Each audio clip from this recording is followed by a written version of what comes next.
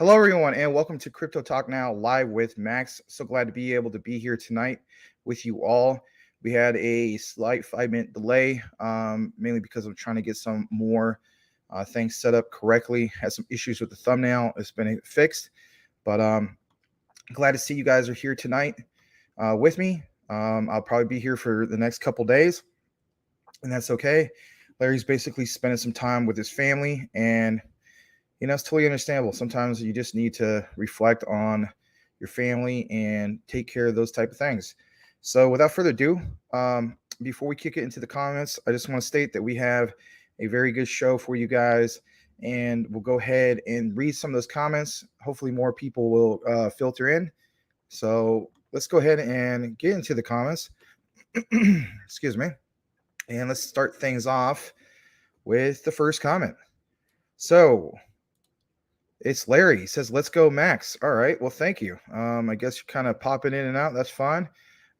Thanks for helping me out earlier, Larry. I fixed the thumbnail. No worries, my friend. Let's see here. DYOR with Max. Happy days. Well, believe it or not, Edward, it's actually been rebranded. I edited it. It's actually the Crash with Max. So I went ahead and fixed that. But thank you nonetheless. We got No Gran Comisión doing the thing, just like Mr. Selmo. If you're wondering what this is, that is from like 2 months ago. Smashed my thumb in the window. Came back like 400 pounds of force, just bam. Anyway. So thank you for that, LeGron. You guys welcome each other. That's great. I turn on this fan because I was actually outside and it was pretty hot. Still pretty hot here in Phoenix. LeGron, hit the like button for Max and all the CTM family. Yes, thank you very much for that. Just taking a cool drink. Brian Dowie. Sup, guys? Sup, Max? Larry, hope everything worked out for you, bro. Good to see you, Brian. And you guys are saying hi to each other. We'll get into the crypto news here in a moment. Crypto looking good for a bit, a lot of green. Boycott Binance. Yeah. It's kind of 50-50 on it. At the end of the day, it's not so much about the boycotting or relying on centralized exchanges. I'm going to show you guys a snippet later on about what Classic Crypto had to say about in regards to like all the boycotting and so on. But I think he hit the nail on the head, and that is, yeah, I get where you guys are coming from and so on, but we cannot count on centralized exchanges. We can't. What we definitely can count on is having a strong community. And as long as the focus is having a strong community and continuously recognizing that, Luna Classic is a standout community project, which it's, basically been, I think it would be more than all right. And we'll reach the goals that we need to reach. But we sure as the heck aren't going to be able to rely on centralized exchanges like Binance and so on to get the job done for us. We have to be the ones that are constantly, fueling the power behind a community. Just like here at CTN, it's our community. That's why we are able to continue. It's not because of me. It's not because of Larry or Johan or Patches or, whatnot. It's our community. So there you have it. All right, Brian Dowie. CZ could have just said no dice. Going to be tough to meet all of his demands, in my opinion. Yeah, and that's where it's at. That's why I feel as though, it feels like, we could have got there quicker to achieve the goals that we need to. But again, you guys know we'll get to those goals. And if we have to do it without them, then we do it without them. Crypto Talk Now says, Selmo Fudd. Good to see you, Mr. Fudd. I should call you Mr. Fudd. You know what I mean. Saw your outfit. Looks pretty sharp, my friend. Good to see you. Selmo, you down with XRP? And he's going to say, yeah, you know me. That's great. All right. Killer thumbnail once again. Well, I adjusted it. That's kind of an older one. I was pressed for time. But yeah. Larry whipped something together. It just, I don't know. Maybe he didn't realize that it was kind of, smeared or whatever. So I went ahead and fixed it to the right, what do you call it? Resolution. and it's all fixed now. So I'm glad to see more people following in. Like to welcome everybody. Tim Shea says, hey, right back at you. Got to be my favorite show on YouTube. Do your own research. Yeah, thank you. Tonight, though, it is just the crash with Max. It was last second, of course, when I changed it. So I understand if it still says DYOR with you guys. All right, let's see here. Larry says, are we not excited yet? And let's see here. You're all giving Larry love. That's great. Wearing a sweater outside, smoking something right now, cold in Toronto. I had no idea you lived in Toronto. Huh. Well, I'll be darned. Mr. Lambos, Crypto Talk. What's up, CTN fam? What's up with you? Good to see you. All right. Good old line. You know what? Binance. Yeah. It kind of makes you feel like, when you see CRO, kind of pumping, it's like, yeah, what goes around comes around, right? Karma, I guess. Never thought I would say it when it came to crypto, but teach his own, right? All right, let's see. It's all good. Yep, the crash. Okay, guys. Well, we'll go ahead and start a little bit early, and let's get things going. All right.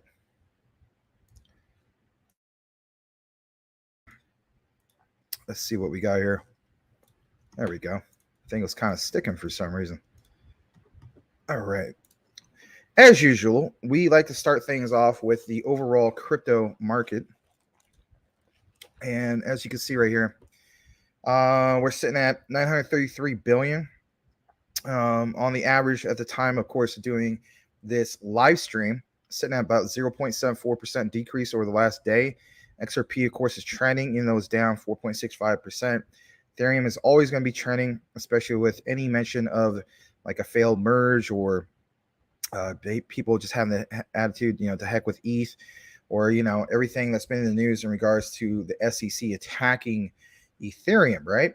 Cardano has been trending as well. I didn't get to see the whole entire news segment that Ben Armstrong, aka BitBoy Crypto, released. I've been meaning to look into that. I know some of you guys, you're for him, against him, whatever the case be, but I do like to hear other people's input. I do the same thing when it comes to news. I don't just listen to left-wing news, right-wing news, or any of that stuff. I always try to get a different perspective from both sides. For the record, I am more of a middle of the road type of guy when it comes to all that, but to each his own.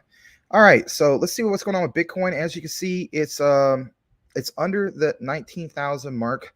I'm sitting at 18,953. ETH at 1,321. XRP now dropped a little bit. Remember, it bypassed. Oh, my bad. I'm gonna restate that. It didn't drop. Okay, my bad. I saw BNB and I immediately thought of Binance USD. So I apologize. I'll restate that. XRP is still ahead of Binance USD, which is really good. On the live show, whether it was day before last night, can't remember, but we did witness XRP go as high as 54 cents, I believe. It's kind of tapering down. And guys, this is to be expected, as you know, when it comes to crypto. I'm just going to double check to make sure I'm not muted on anything, because I don't want to be. So yeah, that was, not exactly all-time highs or anything like that, but it might have been all-time highs for, or yearly high, I should say, for 2022 so far. All right, a little bit more. Cardano, of course, has been in recent news. I'm going to double check later on and get myself updated. Apologize. Kind of has something in there. But yeah, I'm going to catch up on that, find out a little bit more on what all the hype is in regards to Cardano. I'm sure some of you guys will probably mention it. As we know, Dogecoin was kind of trending a little bit yesterday, which is cool because, I still hold a lot of Doge. And it's one of those ones I'm probably going to hold long term until I'm satisfied. But I'm probably not going to hold it past $1, to be honest. I'm probably going to get out of it if it hits new all-time highs. And that's just how I feel about it. It's kind of like my whole concept of when it came to the whole thing with VGX. Yeah, all of us were hoping that it went to $5 with VGX. Went to a little over $1. I was cool with swapping it out and taking my profits and then swapping it for Luna Classic, and I may go ahead and do something like that again. All right, I know a lot of you are into Matic. I'm also in Matic. I know that Badir, aka Crypto Winner, he loaded up more on Matic, which is cool. Matic is sitting at 76 cents, and of course Shiba Inu. Still buying opportunities in regards to that. A lot of us wish it would crash down to five zeros to just really load up, but guys, that only happens really briefly, right? Maybe a couple days. Would the market crash more? Well, that's what we're going to talk about. All right, so there you have on some of these. I still feel as though Uniswap has been, their native token for the exchange, UNI. Investing in exchanges, not financial advice, but me personally, is definitely worked out, right? So, how do we know that? Well, Uniswap in this bear market has done very well as far as watching it tank and then watching it, go up. Obviously, VGX, obviously, Celsius, right? Things like that. So it's recognizing distressed assets and reacting upon that in the short term. Now, of course, there's also us out there that, we buy a bag of distressed assets for the short term, and then we buy a second bag for maybe the long term, right? And that may be very well you. You may also be dollar cost averaging in multiple bags, where the case be when it comes to some of these exchanges, right? Whether it's decentralized or centralized, the likes of like these types of ones, it's not too bad. Even Pancake Swap, right? Which I'm not a fan of Pancake Swap, but again, recognizing what opportunities. FTX, I just feel as though it's not worth getting into. Teach his own, right? Stellar Lumens is obviously, one of those ones I feel as though, if it crashed, in which it really hasn't all that much, right? I mean, recently, did it crash along with everything else? Yeah. I mean, it's down to 12 cents. I remember I got into it like at, I don't know, 28 cents or something like that, but I'm not even worried about that. But is it a great opportunity in this bear market with all these crashes and so on? Yeah, I definitely would say so. Kronos, that made headlines. We talked about it a little bit yesterday. But all right, let's go ahead and recognize what's going on maybe with my watch list. Sometimes I can get quite a few things on there just spontaneously. And actually, before we do that, I just wanted to do the 1 hour chart briefly, because I like the idea that, CMC has introduced this. I think it was like a couple months ago they started doing this, which is great. Before it used to be the 24-hour only and the 7-day, and now they got this 24-hour one, which is great. So, I mean, Terra Classic is at the top right now. I did see it earlier about an hour ago before I started, getting like a bite to eat. I saw it up at like 2.5%. Of course, Ethereum Classic's up there as well. Heck, Algorand and so on. And of course, that's for the top 100. We're going to take a look at my watch list real quick.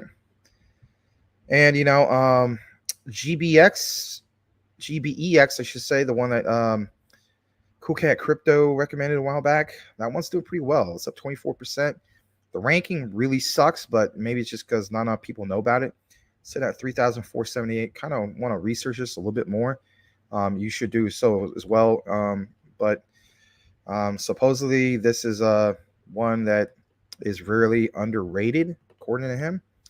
I always mention Clearpool. Clearpool has been doing really well, and I'm so glad to hear it. Went up dramatically in the rankings. Excuse me.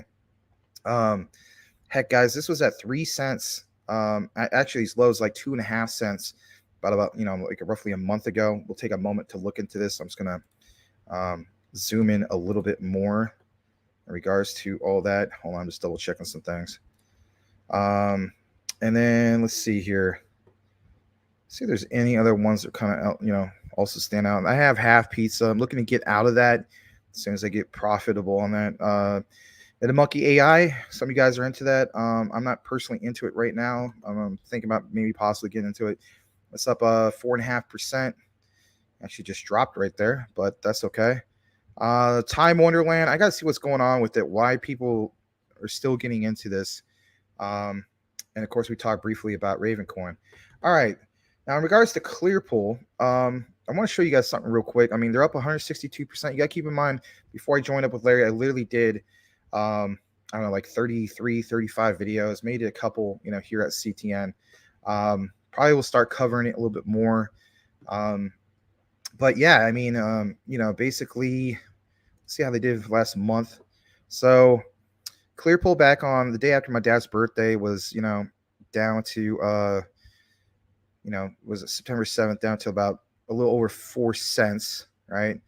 And it's just really been doing well as of lately.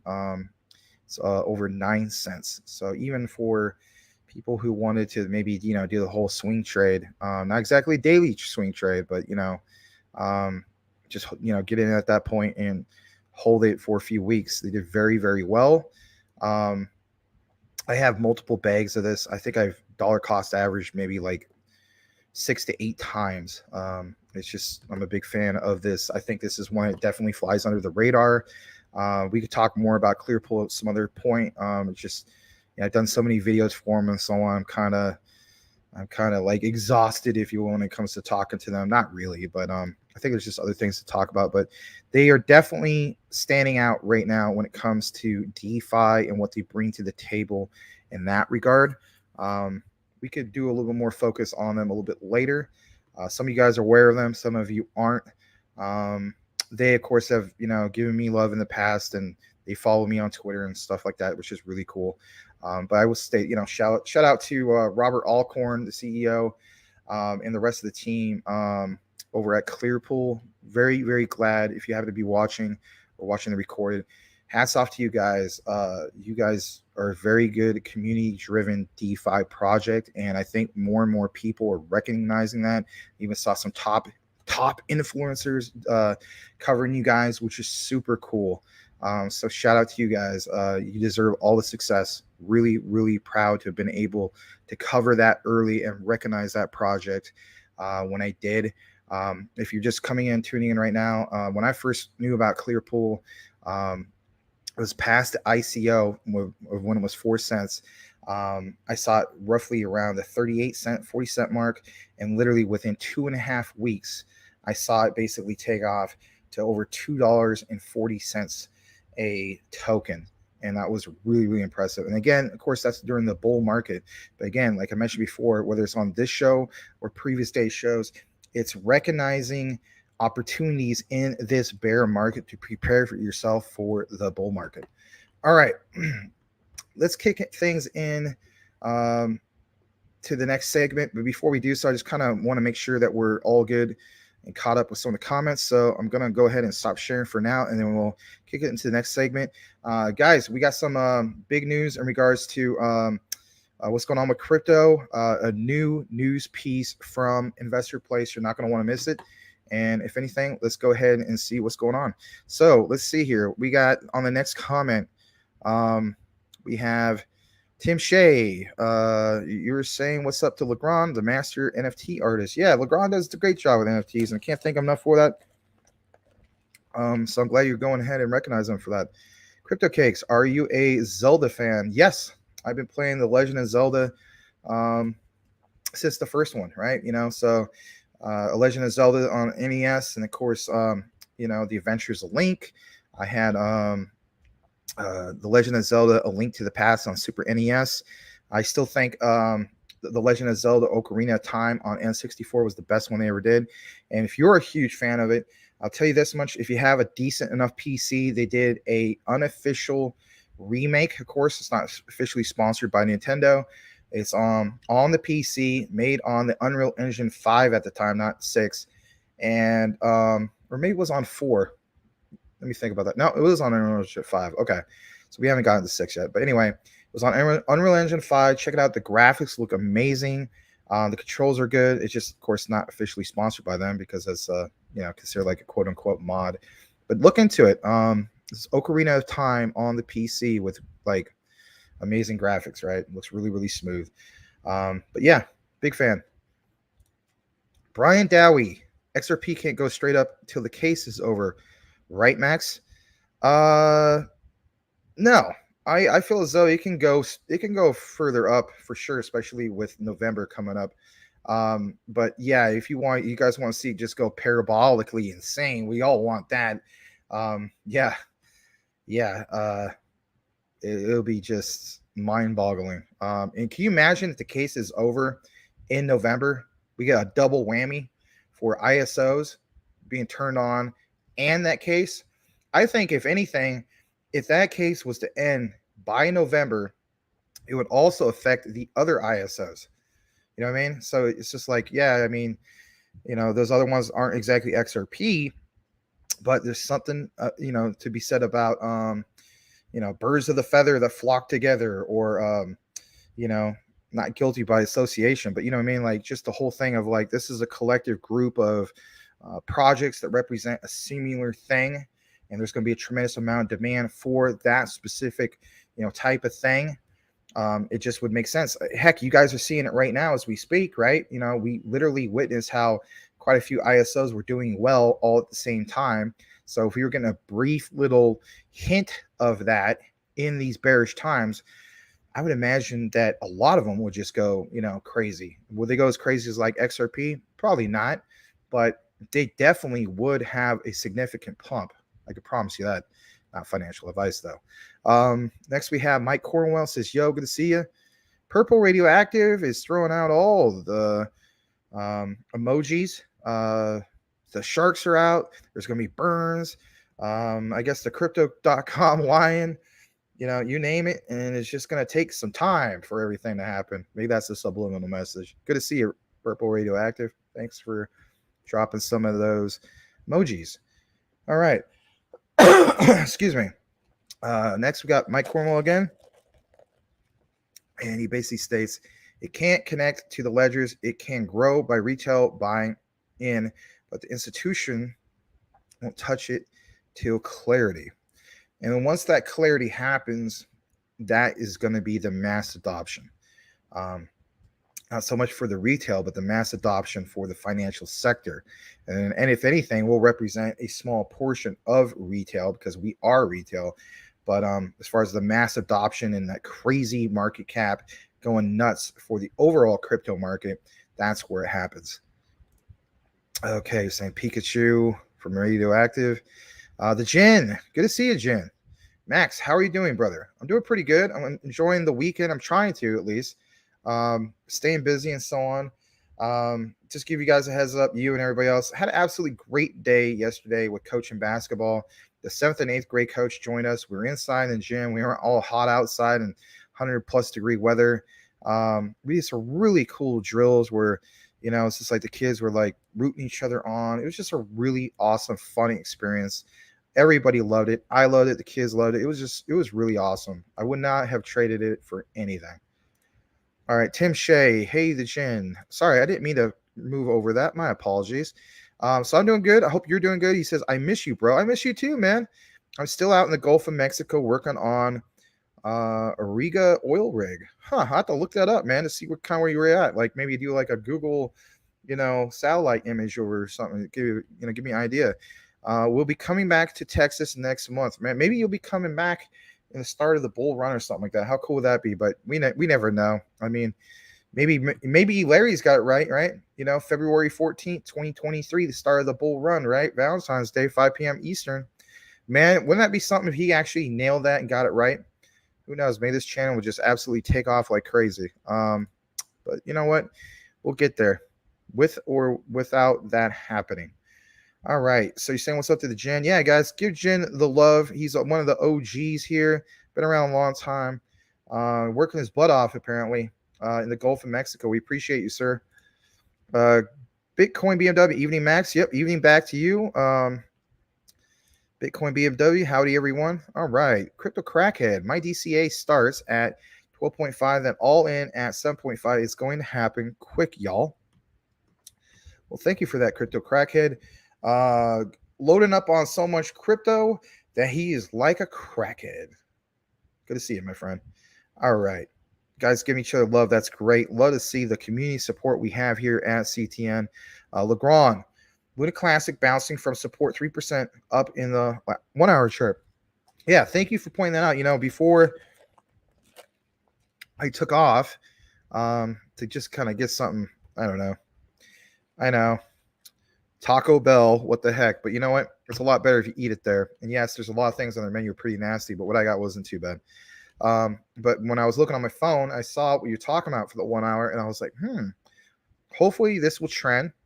And if it does, that'd be good, right? Because, some people are probably going to blame it on MEXC, saying, hey, since MEXC, re-implemented the on and off chain, that's making a difference. But in reality, they'll send a real message saying that, you know what, we don't necessarily have to rely 100% on the likes of Binance and so on. And I know a lot of you guys are upset. I am a little bit too.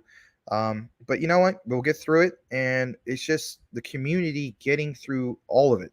Just like we as a community getting through these bearish times and not giving up on our dream of a better life for a family and our future and so on, right? It's recognizing opportunity and not giving up because things don't look great and things look dim, right? So let's go a little bit further down. Excuse me.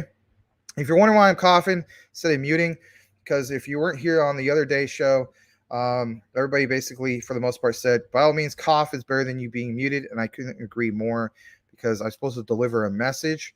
And if I'm muted, then it's like, this kind of sucks. So there you go. All right. Number 3674. That's cool. MMAI do time. Yeah, we'll see.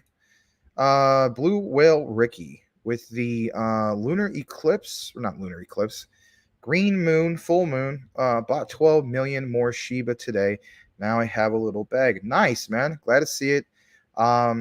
I just wish that crypto.com didn't get rid of the staking for Shiba Inu. I mean, man, like I think I would have been, I don't know if I would have had another 20 million from staking, but maybe 18 to 20 more million. Because once you have over $1 billion, and when you stake, especially if you stake for a long time, really starts to add up really quickly. Let's see here. Edward Vincent, what happened to not having enough to invest in any ISOs? You're asking Ricky. Yeah. All right. We have a few more people basically filed in here. That's great. I want to go ahead and welcome you guys who just joined us. You were tuned in to Crypto Talk Now live with Max. This is the Crash with Max. We're going to talk about various different news when it comes to crypto and so on. Right now, we're just kind of recognizing the opportunity, but we'll kick it right back in. Consider changing your avatar, that little circular thing left of your name, to something that speaks more about who you are and what you're all about. We have a very welcoming community here who would love to go ahead and welcome you. So, guys, give everybody the CTN welcome if you haven't done so already, especially if somebody has any questions or comments. And if that is you, by all means, don't feel bashful. Like I mentioned, we have a great community. And of course, I want to welcome you from myself once again. All right. Sorry about that. Let me skip that. Legrand says, watching while editing the CTN demo site. Love working on the community. Love working for the community. There's always something to get excited about, CTN fam. Just hold and be patient and get ready for the next bull run. Yep, absolutely. Sometimes we even do shows literally called, preparing for the bull run in a bear market. Blue Whale Ricky just uploaded Uphold going for some XRP and some other tomorrow. I've heard a lot of good things about Uphold. I know a lot of you guys vouch for them, seem to like them. That's really cool. Edward Vincent, nice. Yeah. April Corn with the hey and the flowers. Good to see you, April. Blue Ricky says time for him to buy for the next bull run, and he's like coming out. Yeah, that's great. April Cornwell, taco smell night is taco smell. Might this mama wasn't cooking? Oh boy. Or hold on, taco smell night. This mama wasn't. Yeah. Well, that's basically what Taco Bell becomes. It becomes taco smell, right? Yeah, I know. Chef Mike Law. All right. Let's see if I can skip down a little bit further down. Let's see. He's a great cook, but even Crypto Mike gets tired. Lol. We got some good taco trucks around here. Yeah, same here. Just my problem is they're not consistent when I want them to be, but that's okay. Maybe I'll save more money for crypto, right? Blue Whale Ricky just got home. Went with mom to trade in a 2020 Nissan Rogue for a 2023 Nissan Rogue. Nice ride, huh? All right. Original Zelda was one of his favorite. Yeah, it was great, especially like the cracks in the walls and leads you to a different area, and then you go from there. Absolutely. All right, let's hear this from Edward Vincent of Crypto Talk Now VR. By the way, if you haven't checked out Crypto Talk Now VR, try to do so. I mean, yeah, it's a new starting thing, and they're kind of trying to get the gist of things going on. But you know what? When they get into the actual show and they have more than one person kind of talking about things, whether it's Edward or Jeff Pruden or Badir, they do bring up some good things. Even Mike Cornwell, you guys kind of all, bring what you bring to the table, and it's a good discussion, and I like it. But check them out sometime. Crypto Talk Now VR. You can definitely use the support on our sister station. Same goes for Legrand's station of Hablamos Ahora, Hablamos Crypto Ahora, I believe what it is, and it's basically CTN in Espanol. All right, United Kingdom introduces bill to make crypto seizures, quote, easier and quicker. On that note, ETH is up, plus 39%. Huh, okay. Blue Ricky, I was eating tripos one time until I found out it was pig intestines. Yeah, it is. Don't think it's tripe. Like me personally, I love tripe. I like taking tripe. I love frying it. I know it's probably considered pretty fatty, but you know what? You add that to like a soup or something like that, especially when it comes to Vietnamese beef noodle soup. You just kind of shave the ends and you put it in there. Just adds a little extra level of texture. But yeah, when I first ate it, when I was like back in the 90s, I was thinking it was just something like with tripe in it. And then when I found out it was pig intestines, I about wanted to throw up. So sorry for saying that. Legrand Commission, yes, they are good. The best tacos I ever tried were from South OKC on those trucks parked on every corner. Okay. All right. So, guys, I'm going to actually skip a little bit further down. Just want to make sure things flow all right. It's nothing personal. YouTube user, I took profits from my XRP bag. Do you think that was a bad move, sir? Well, I can't ever give you actual official financial advice. For me personally, I wouldn't have taken profits because the way I look at it is I am trying to buy as much XRP for as little as I can. So, my entry point was originally a little over, I think it was like 32 cents, and then once again at 34 cents. And so for me, we're not going to see those rates, for XRP unless just the market just absolutely tanks something fierce. A lot of guys feel like it could, but for me, that would have been bad because, I just want to be able to buy as low, as much of it as I can at a low price. I didn't want to take profits in the short term. I'm not in XRP for those specific reasons. You may be, and if that's the case, I mean, that's what you got to do. For me, XRP is one that's going to go to like, $10,000 a coin. I know that sounds nuts. If you researched it more about what's going on with ISO 222 compliancy, you will understand why we make those statements. And of course, there's a lot of people here can also answer some of your questions while we're doing the show, who know actually a little bit more than I do probably when it comes to that.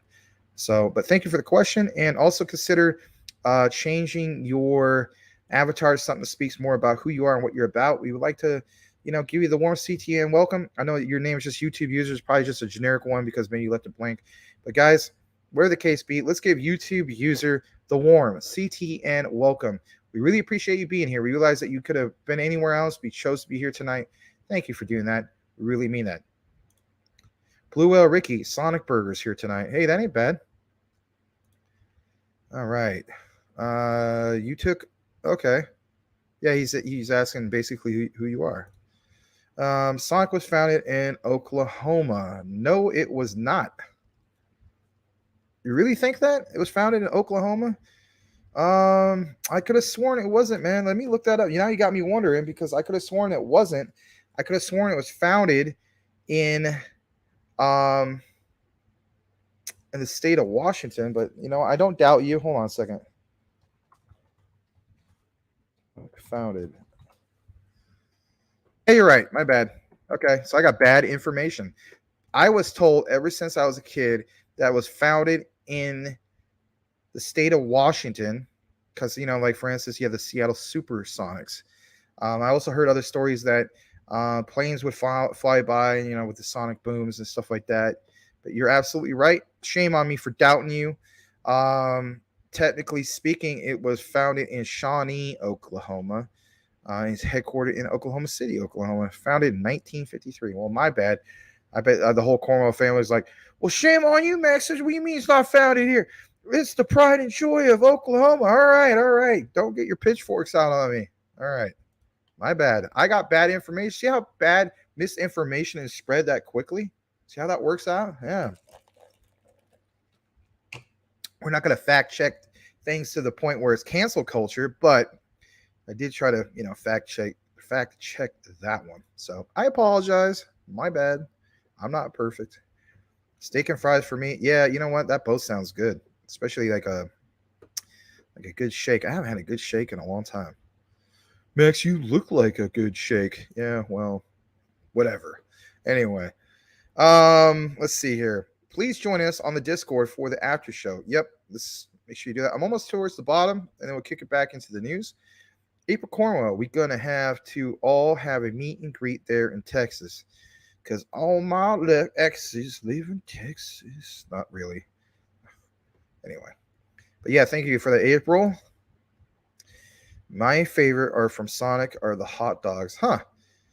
You know what I like from Sonic that I think they had the best? I think they had the best tasting corn dogs. I think their corn dogs are perfect.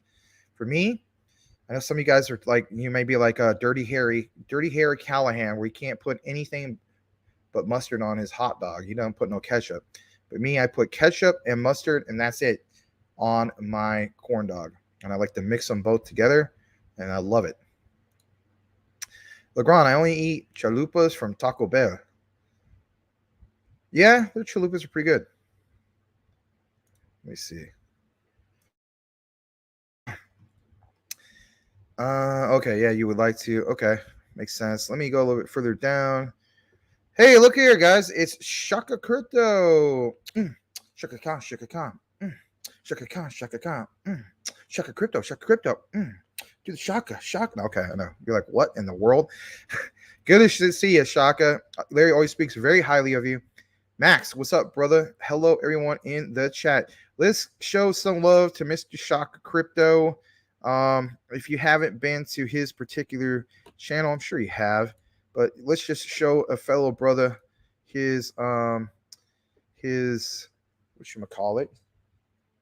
YouTube channel. Shaka Crypto doing his thing. Look at that.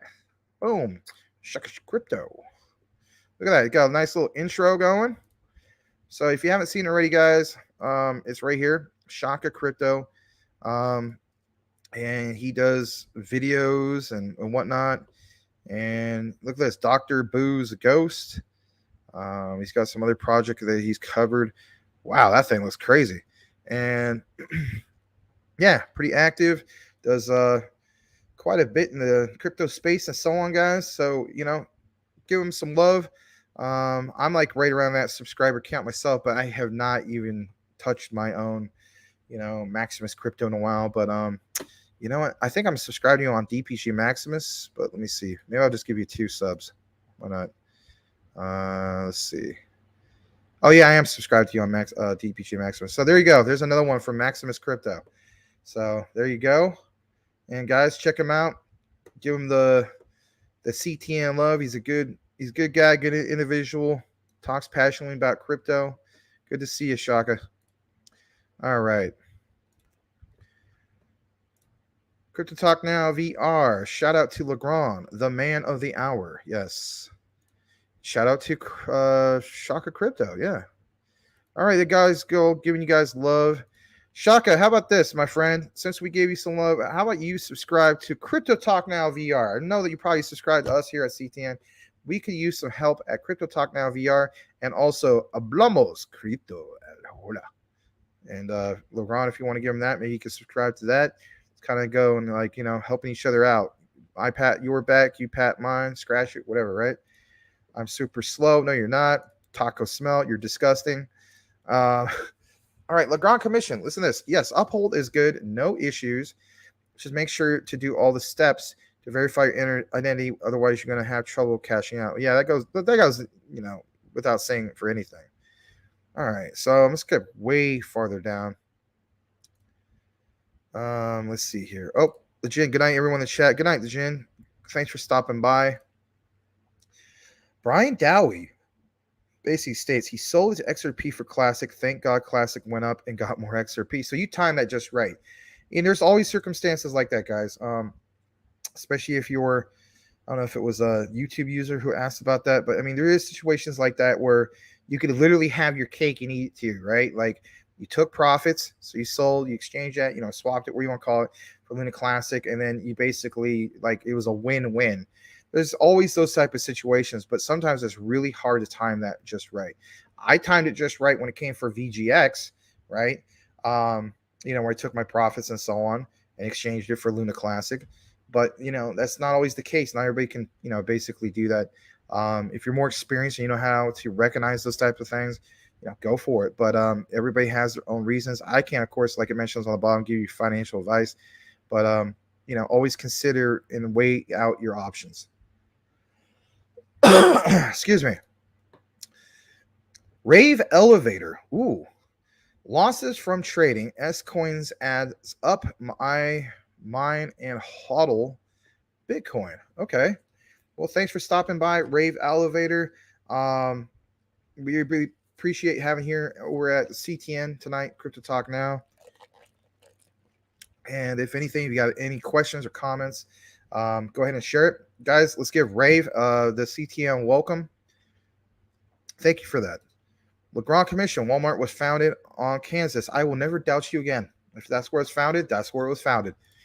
Brian Dowie won't sell my XRP again. That's for sure. Same here. I mean, even with I don't have as much of a bag as like other people. Like I have a little over 2,000. I'm definitely going to load up a lot more next paycheck, which is next weekend, next Friday, something like that. And the way I look at it is, that goes up to 10,000 a coin. That's like $20 million.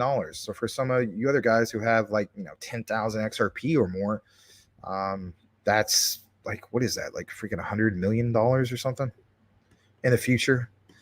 Not overnight, of course.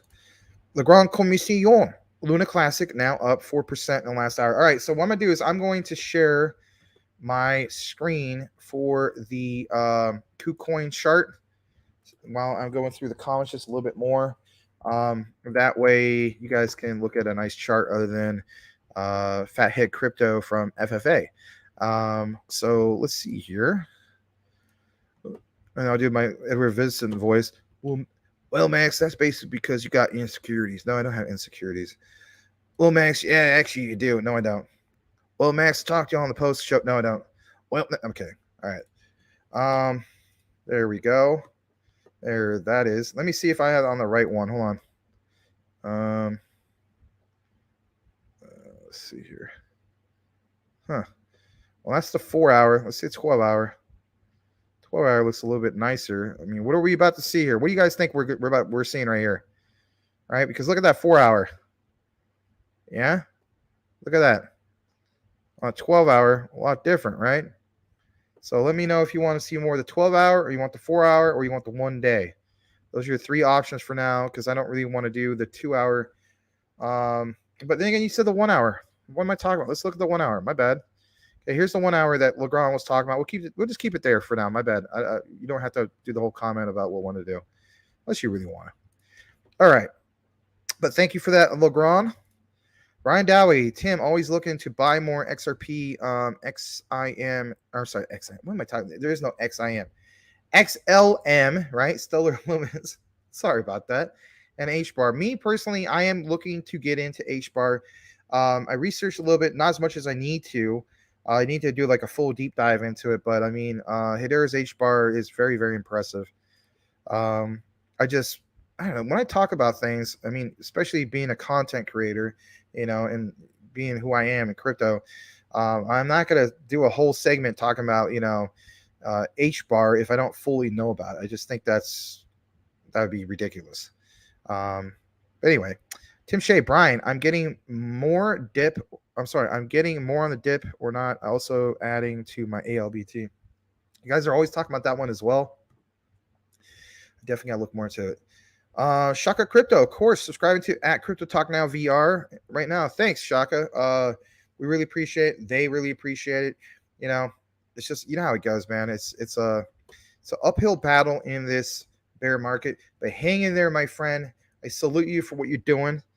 And when the bull market hits, you know, if you're active, we're all going to get that love that we've been asking for the long time. I mean, literally channels have exploded because of it. So just hang in there, my friend. It's the same, you know, what's the same of WAGME? Not like I'm talking about the coin, but you know what WAGME stand for. We are all going to make it. That's the way I feel. We are all going to make it. It's a grind. Keep grinding, my friend. Keep doing your thing. Never lose your dream. You know what I mean? So crypto is your thing. You love to talk about crypto. Keep doing what you're doing, my friend. You have my support 100% when it comes to that. I recognize great content creators like yourself. Keep up the good work, guys. Tell Shaka to hang in there, guys. I'm sure he'll listen. He already is going to, but nonetheless, sometimes when it comes to doing these things, you know, making content, doing a live, all that, it's very time consuming. So show a brother some love if you haven't done so already. Let's see. Here's the link to Hablamos Crypto ahora. If you haven't subscribed to there yet, make sure you do so. And let me go ahead and let me see if I can share that real quick. So I'm going to stop the share on that. We're going to do Hablamos Crypto Horror real quick. So share screen. Go tab. Shaka gets a little bit more love again, but that's okay. Hablamos Crypto ahora. I think I spelled that wrong. I did. I always spell it with an A instead of an E. So here it is. Got 602 subs. Not too bad. Last video was about 8 days ago, but it's all right. You know, Legrand's a busy man. Last one was XRP y Bitcoin juntos a la luna. All right, and it's got my mug on there. And you know what? I didn't really know what Legrand's saying.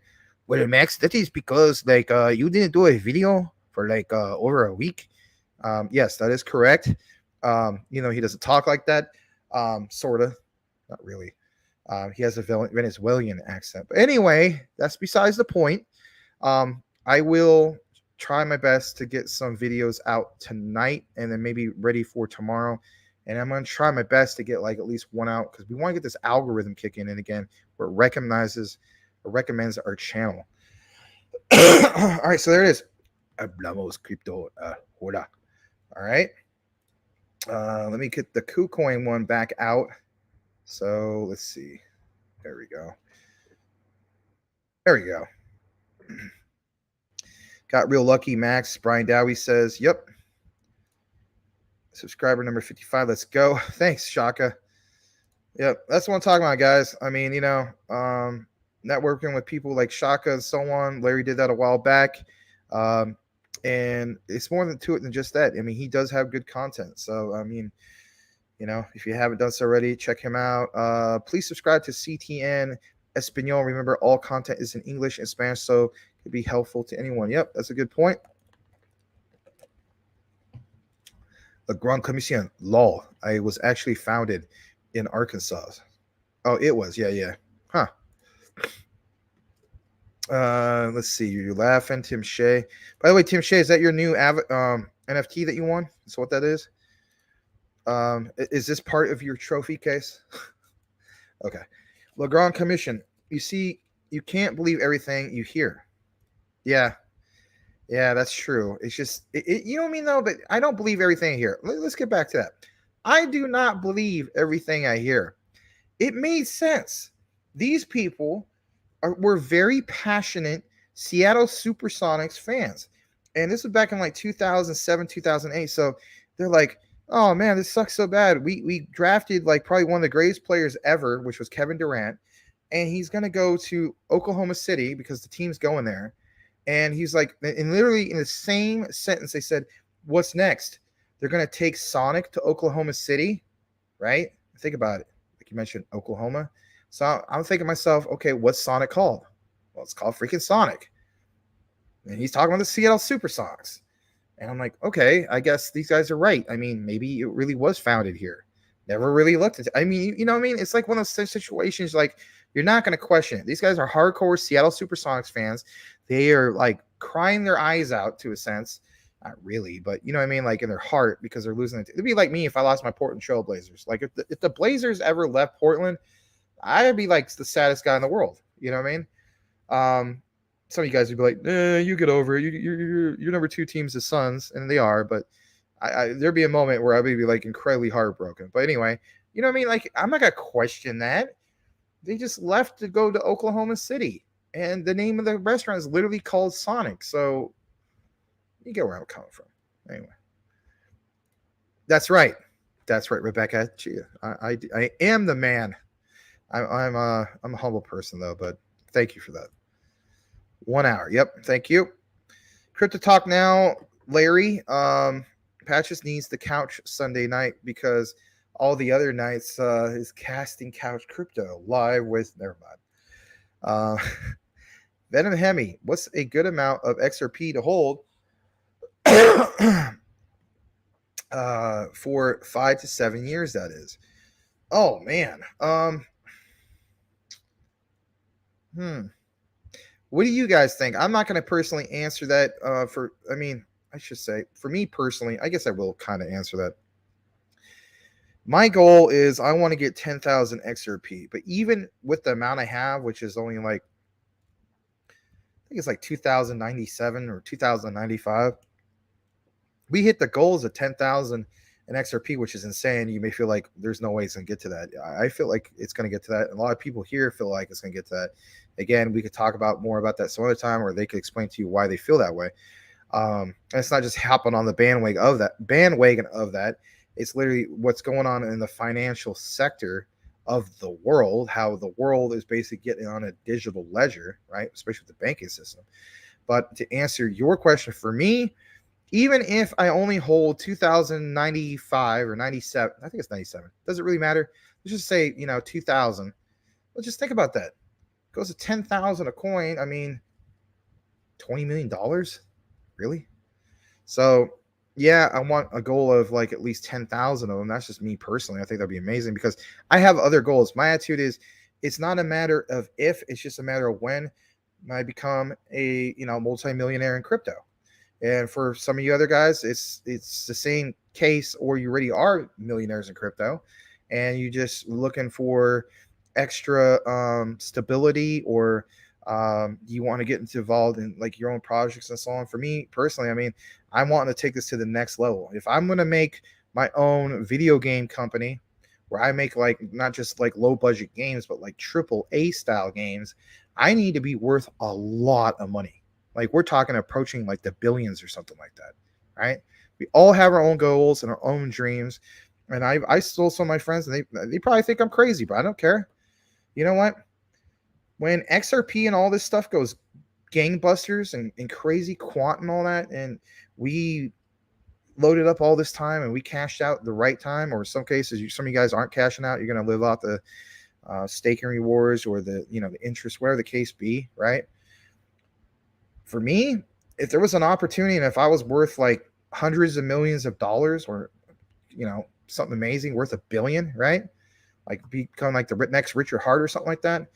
Yeah, believe it or not, I may actually consider buying a minority stake of the Portland Trailblazers. Why not? That'd be an absolute dream. All right. So that's the way I look at it. For me personally, that's just my amount. My goal is 10,000 XRP. I would say probably my minimum would be like 5,000. That's just kind of like where I look at it. For some of you guys, I mean, you guys hold an insane amount. Heck, what about XDC, right? Salamander in Space, if he happens to be watching right now. Salamander holds like, I think it's like over 500 million XDC or something like that. Maybe he has more than that. Maybe dollar cost average is even more since the last time we saw him. So there's a lot of cases where people they're very passionate about certain cryptos that they're into, and they have to get it like, maybe every payday or maybe once a month, depending on, how we get our income is way different compared to maybe the next guy. But whatever the case be, he has his reasons. I have my reasons. You may have a goal, but I'm sure some other people already told you in the chat, the comments, how much they hold. Thanks. That's a good question, Venom, and good to see you. Excuse me. Lazy Jedi. Hey, Max, what we talking about? We're talking about a little bit of Luna Classic. We're talking a little bit about XRP. We're going to get more, of course, into the news. We're almost towards the bottom. Oh, no, it went back up. But you know what? I'm just going to get to the news here in a bit. I might have to skip a lot of comments just to keep the flow going. Michael Montclair, good to see you. By the way, good to see you too, Lazy Jedi. I don't want to discount you, my friend.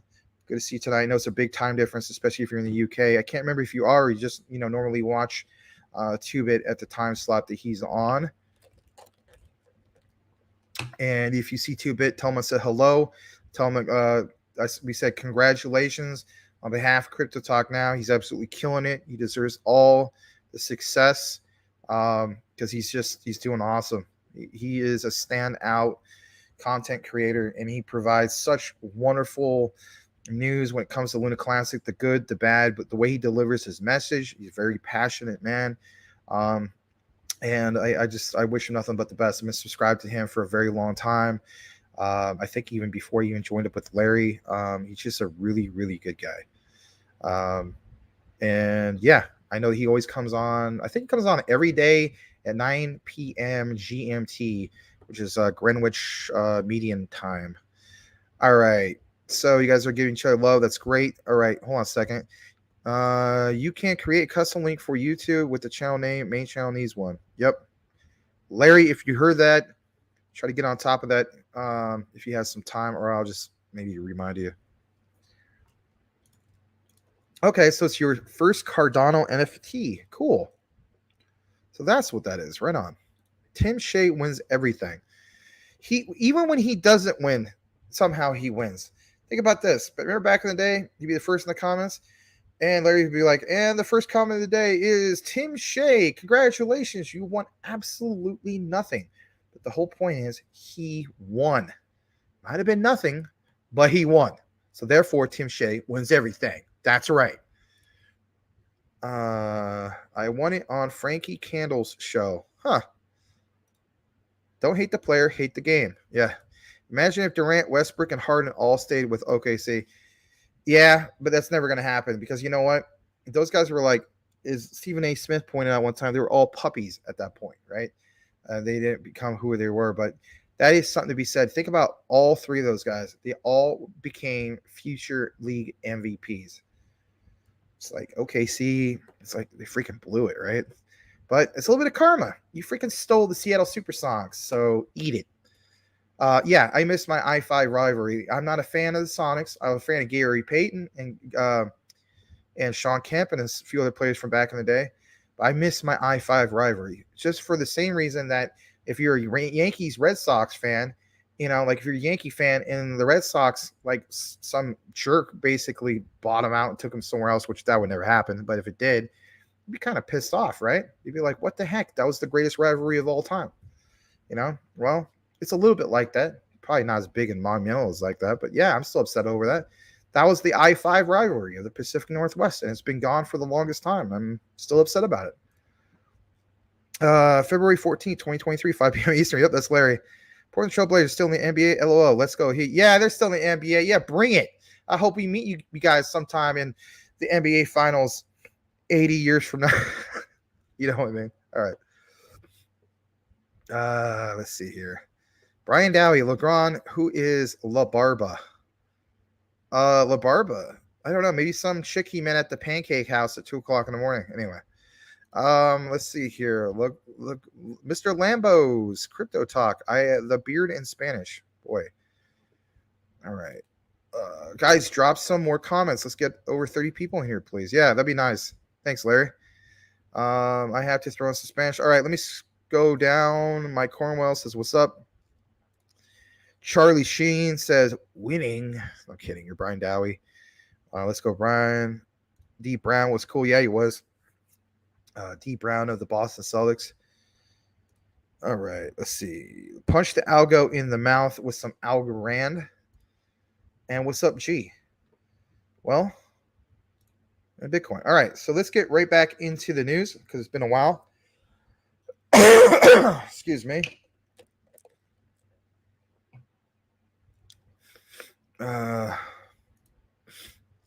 You personally sent Larry instructions on how to customize y'all's link for the CTM. Yeah, but it's Larry. And sometimes Larry has to be reminded. Well, how many times, Max? Exactly 15.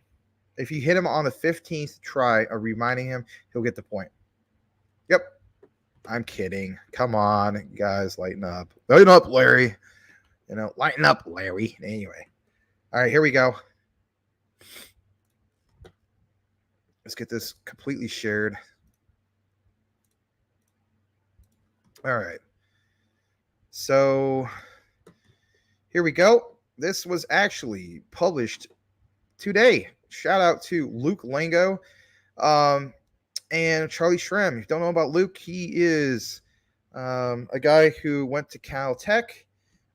He worked for the Philadelphia 76ers and also the LA Dodgers. Really good with data analytics. And he did really well with stocks and crypto. Charlie Shrem, of course, is part of the Bitcoin Founders Club. And he's been into crypto since Bitcoin was like at the $5 mark. Did I say crypto at the $5? I'm at Bitcoin, the $5 mark. I can't remember what I said. But yeah, he's been around a long time. He's credited as being one of the first miners ever. Took a graphics card and it was on a live TV, was like mining Bitcoin long time ago. I think it was like 2010, 2011, something like that. Long time ago. All right, so weekly update. Fed sparks a crypto crash. Hey, now that's why Max is talking about the crash. Yep, a little bit. Anyway, it says, but really, it's just more consolidation. Concerning this week's pullback, it was all about inflation. This was one of the toughest weeks in a long stretch. Let me see if I got this right. Yeah, I got it right.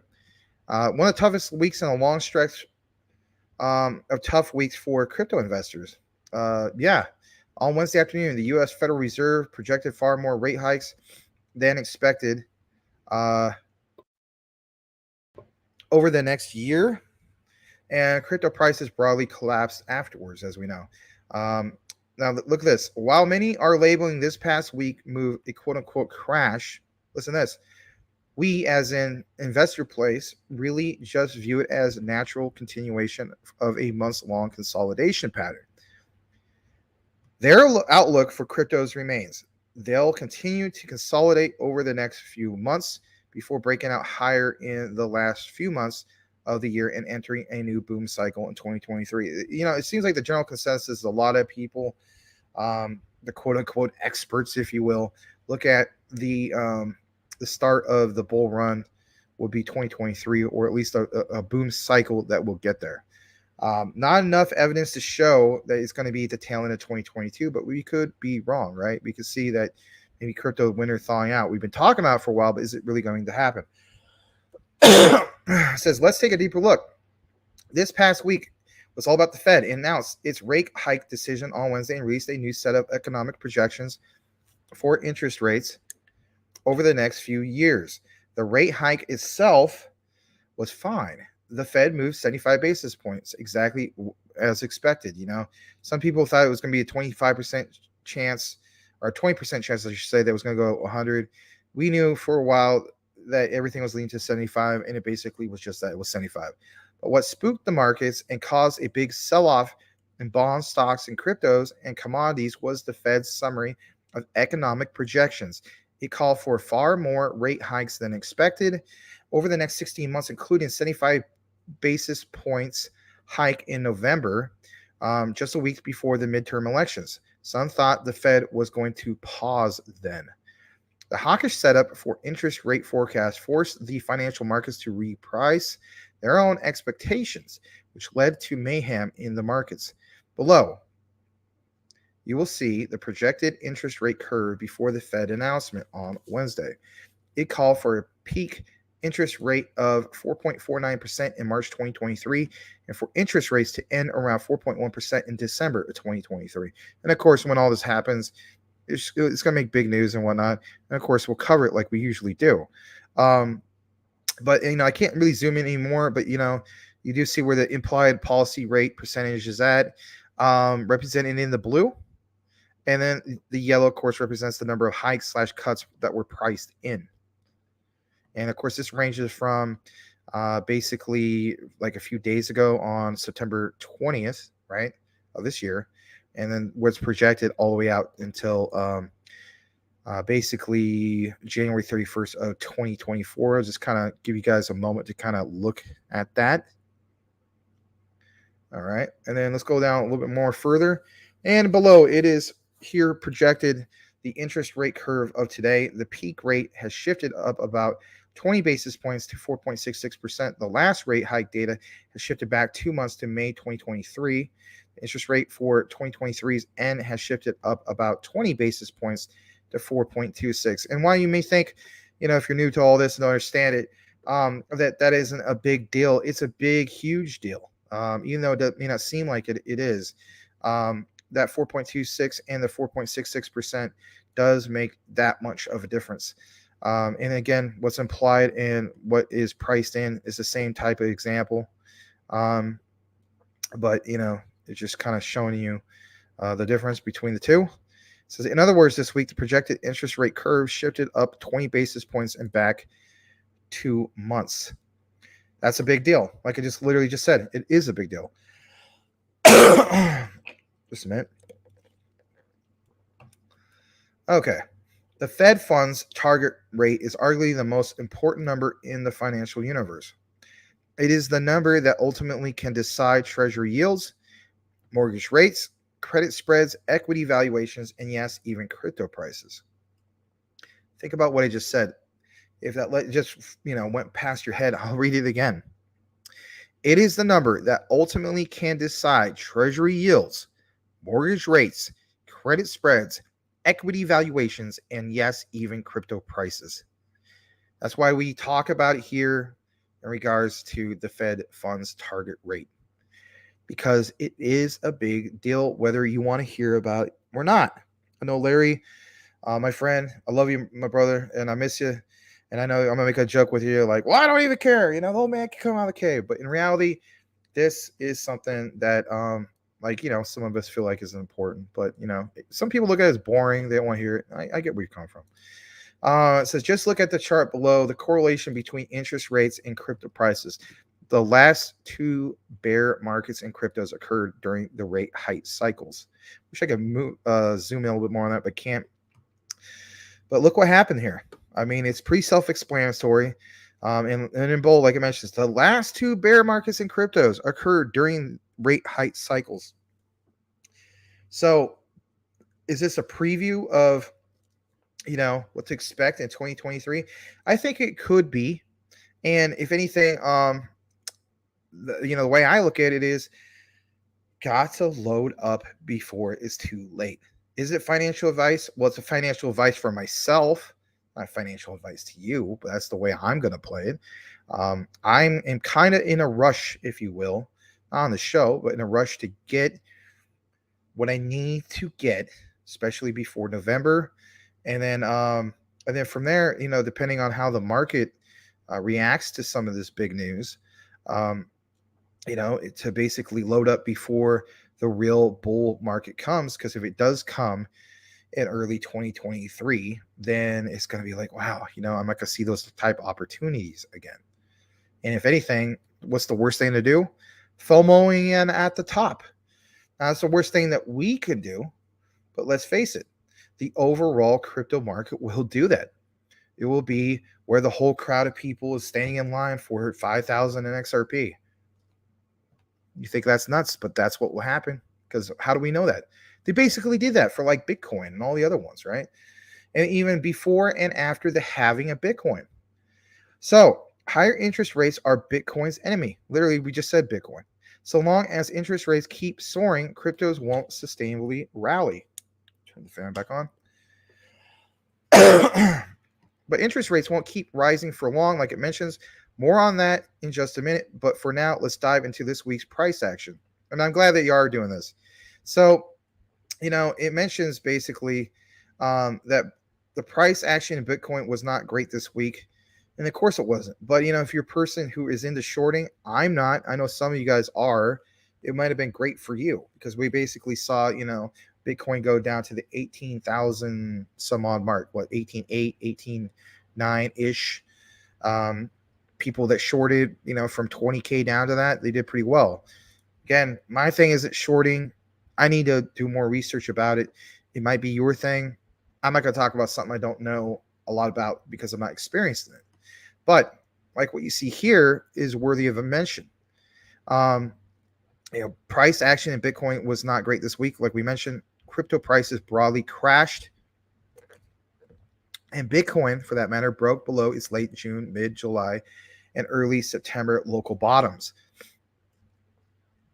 However, Bitcoin has continued to hold its mid-June low for this consolidation cycle. Just gonna double check something. Yeah, all right. And at it basically, man, I can't talk right now. And it appears to be making double local bottom at 18,400 as we speak. And of course, some people, got that for even lower than that, depending on if they did buy orders at a low price. In other words, the price action on Bitcoin implies continued consolidation, not another leg lower in the crash. I'm cool with consolidation. I know some people want this to crash to 12K. I don't want to see it crash to 12K. That's just me, not me. If it's you, that's fine. That's just where we can agree to disagree. I just don't want to see that right now. So like it says right here, it's very hard for you to read it from your angle, but I'll just show you what it says. Price action on Bitcoin isn't great, with Bitcoin taking out its June, July, and early September lows this past week. However, Bitcoin has double bottom around 18.4K above its cycle lows of 17.5K, and it looks like it continues to consolidate in the 17.5K to 25K range. I know that's a vast range, but we had to point that out. Now it says here, zooming out, we can see that. Here, I'll zoom in or scroll up a little more. Zooming out, we can see that if it holds this consolidation, it will ultimately converge with a descending resistance trend line that has defined the local tops in the 2022 bear market. Okay, that's worthy to, reflect upon, right? It says this will create a classic, quote, descending triangle technical pattern. Technical analysis tells us that when these triangles fully converge, something big happens. Hopefully you guys are with me on this and you hear where I'm coming from. I'll state again, technical analysis tells us that when these triangles fully converge, something big happens. That gets me excited. It should get you a little excited because it gives you not just hope as in hopium. We're talking about some garbage, low cap project that promises some kind of utility in the next 5 years and they only have 500 investors, right? No, not talking about that. But it says either the asset price breaks out or it breaks down. Based on the current chart, this breakout or breakdown for Bitcoin is expected to happen in early November. We're always talking about November, but we'll get more into that a little bit later. Right around the October CPI print, the November FOMC and the midterm elections. No, that's not a typo. I'm not talking about FOMO. Therefore, our thinking is that a positive outcome on those events will lead to a massive breakout in Bitcoin into the end of the year. Negative outcomes will lead to a massive breakdown.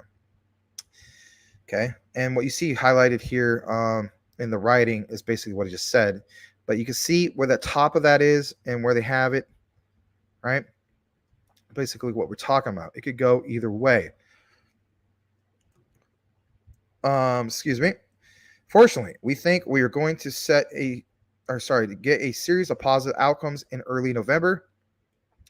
We, as in they, investor place, expect the October CPI print to be much softer than expected. And we're always talking about, of course, the other months like November and so on. What the heck's going to happen in October? October is almost here, right? Like literally, was it exactly 1 week from today? It will be October 1st. So what is going to happen in October? Well, nobody can predict the future, but we can have an idea of what's going to happen. So they expect the October CPI print to be much softer than expected. All the data they are looking at tells that inflation is rapidly cooling. Oil prices continue to crash. Natural gas and food prices are falling. Airfares, hotel prices, and even Uber and Lyft, if you're into that, fares are dropping. Home prices are finally starting to climb. Even rents, one of the stickiest parts of inflation, are starting to fall. Inflation is rolling over, indeed, based on a proprietary product shortage indicator developed by Capital Economics, which has historically been a very good leading indicator of core inflation rates. Core inflation should drop to about 2% by the end of the year. And if that's the case and it ends up being consistent, that would be absolutely huge. Think about this. I mean, it's not rocket science, everybody. You guys know it for yourself. Basic economics. If inflation drops 2% by the end of the year, what will that trigger? Well, people simply will have more money. People have more money. People can invest more. People can invest more. You should see more volume in what? The likes of stocks, the likes of cryptos. So you're going to have a certain percentage of people that obviously are going to put money into stocks. You have a certain percentage of people, probably be a lot less, right? They'll put it into crypto. And typically speaking, when it comes to that, the stock market, if it does well, it affects the crypto market. It's not vice versa, though. It's not like crypto market does well, stocks do well, right? That's something I wanted to point out.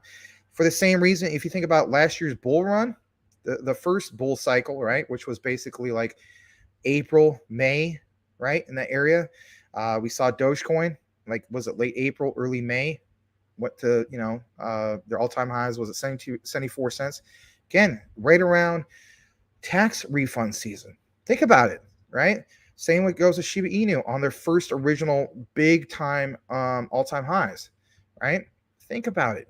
So we get 2% by the end of the year. It's kind of like that same concept. People are going to take the extra money that they have and they're going to invest. It just makes sense. So I look for this as being a really big thing by the end of the year. And if it can even drop even more than that, than the 2%, I think that's absolutely huge for crypto. Of course, keep an eye on that. More on this, it states, meanwhile, if the September inflation print does come in very weak, of course, we got to show the other side of this, and leading indicators of inflation continue to fall in October, we find it very hard to believe that the Fed will follow through with a jumbo 75 basis point hike a week before the midterm elections. We think, not me, them, the odds are good that the Fed hikes by 50 basis points at that meeting, providing a bullish upshot for financial markets. Lastly, there are midterm elections. Current odds favor the Republicans taking the House, Democrats retaining the Senate, with also high probabilities of Republicans taking both the House and the Senate. Okay. And here's a little bit on some of that if you're into like politics and whatnot. Of course, I don't want to make it too divisive because let's face it, when it comes to politics and religion, it's very, very divisive. I get it. But look at this. Historically speaking, either outcome should be bullish for the markets. Since 1928, the stock market has performed best when Washington, D.C. is in gridlock. That is a good point. And, whether you're for that or not, when it's in gridlock, that is the case. Don't believe it. Look more into it. These are not some BS statements. Specifically, stocks have performed best when there is a Democratic president with either a split Congress or a Republican Congress, whether you're for that or not. Okay, I don't want to make it divisive. Chart 10, equity markets have generally thrived under gridlock in Washington. Okay, this is average annual S&P 500 total returns based on control of the White House and Congress from 1928 to present. You can see how some of that is kind of set up. I'm not going to put like a whole huge focus on that. Just a little bit more. It says the betting markets say there is about an 80% chance we get that outcome after the midterm elections, which the data says should provide a bullish upshot for risk assets, stocks, crypto, you name it, right? Overall, then, we believe cryptos are continuing to consolidate into a make or break moment in early November, and our analysis suggests it will be listen to this, guys, a make moment. To that end, our investment strategy for cryptos remains unchanged. Wait on the sidelines. Have your crypto buy list ready.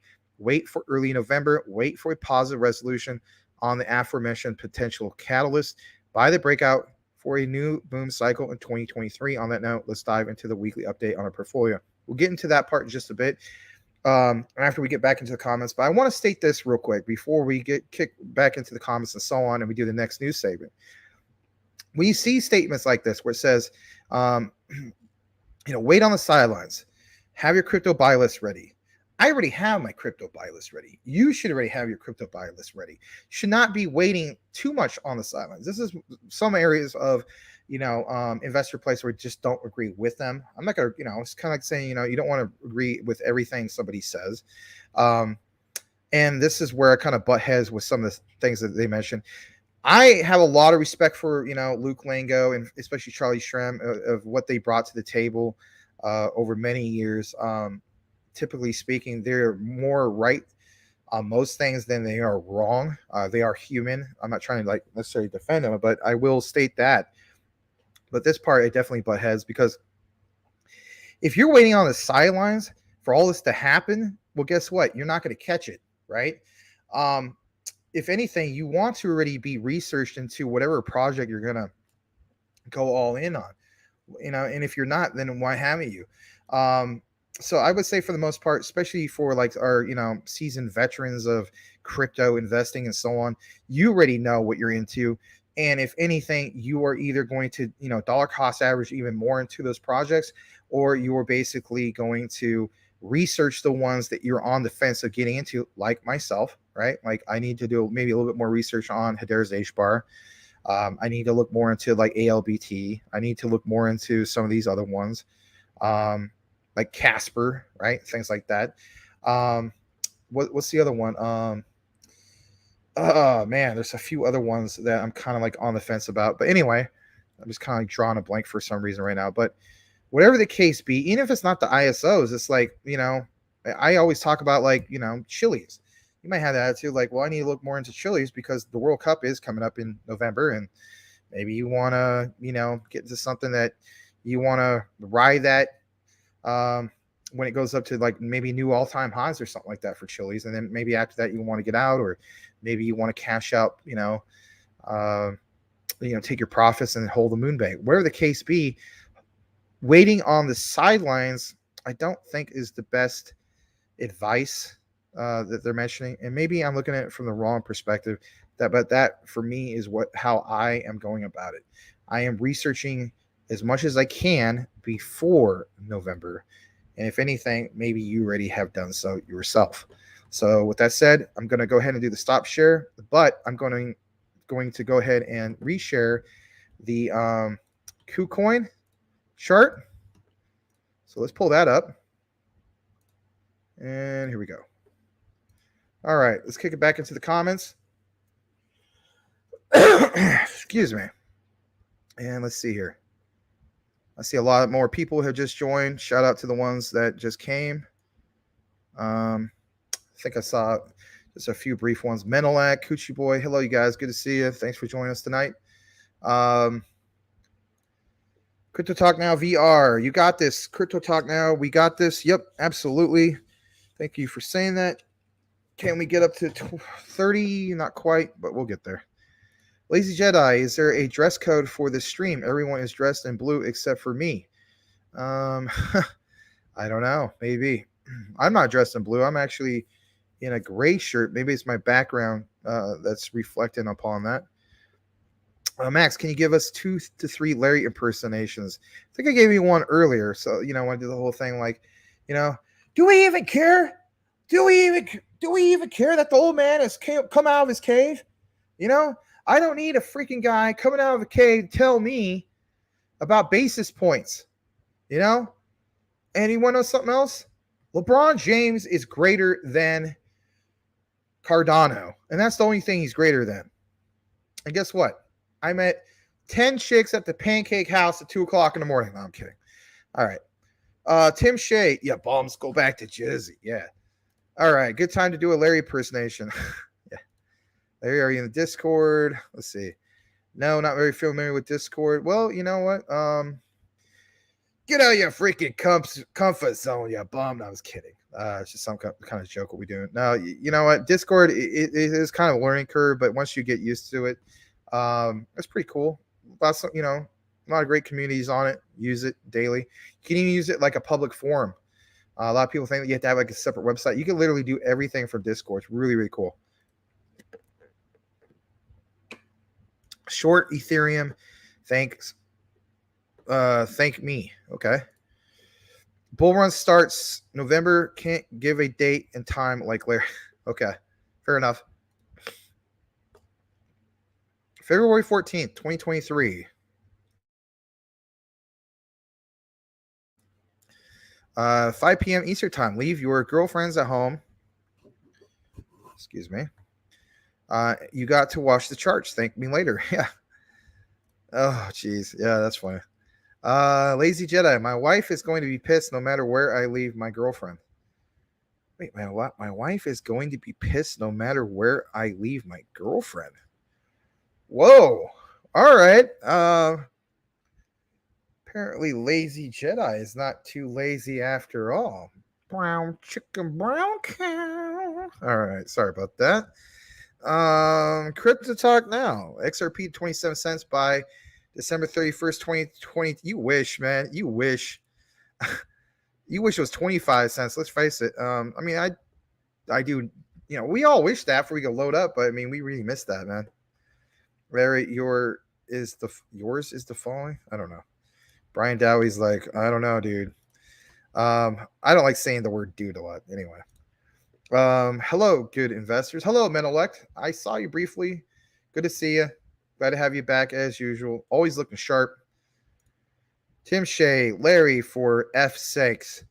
Buy some XRP. Yeah, really, right? Anyway. Crypto Talk now. Hey, Menelect. Everybody's saying hello to you. All right, hold on a second. Larry will buy XRP when it gets to 7 cents. Never going to 7 cents. So that means he's never buying it. No, I don't know. I imagine he eventually will. Please hit the like button. Brian now he's still waiting for the dip. Coochie Boy. Good to see you, Coochie Boy. Hey, everybody. Hey, Coochie Boy. Let's see. Larry states he might buy XRP at 35 cents. He's being too stubborn. All right, we got a super chat that came in. So let me see. Way down here, I guess. Man, there's a lot. Oh, man. I guess I missed out on a whole bunch, didn't I? My bad. All right, let me see. Going to go ahead and look at this on the other one. So there was Mr. Vincent, and there was Make 'em Take 'em. All right, let me see. Let me start with Mr. Vincent first. All right. Thanks, Ed. He states super chat spark to start the super chat wildfire. Well, thank you. That'd be really cool if it happened, but if it didn't, that's okay too. Thank you so much for that. And then let's see. Wait, hold on a second. Yeah, $2 super chat. Thank you for the $2 super chat. I meant to mention that. Thank you, as usual. And everything else you do for that matter, which you do a lot. Make them take them. Max and Larry, keep up the good work. Well, thank you. I'm sure he sees what you said, but just in case he doesn't, I'll let him know. Thanks once again, Make him. It's always good talking to you on the post show, like, sometimes when you're there and so on. But yeah, thank you very much. Love the basketball. Basketball's my thing. And can't thank you enough. All right, let's see if we can go a little bit further back. I might have to skip some because I might have lost my spot. Let me see. I think it was one of the ones where Larry says something. Let me see where we're at.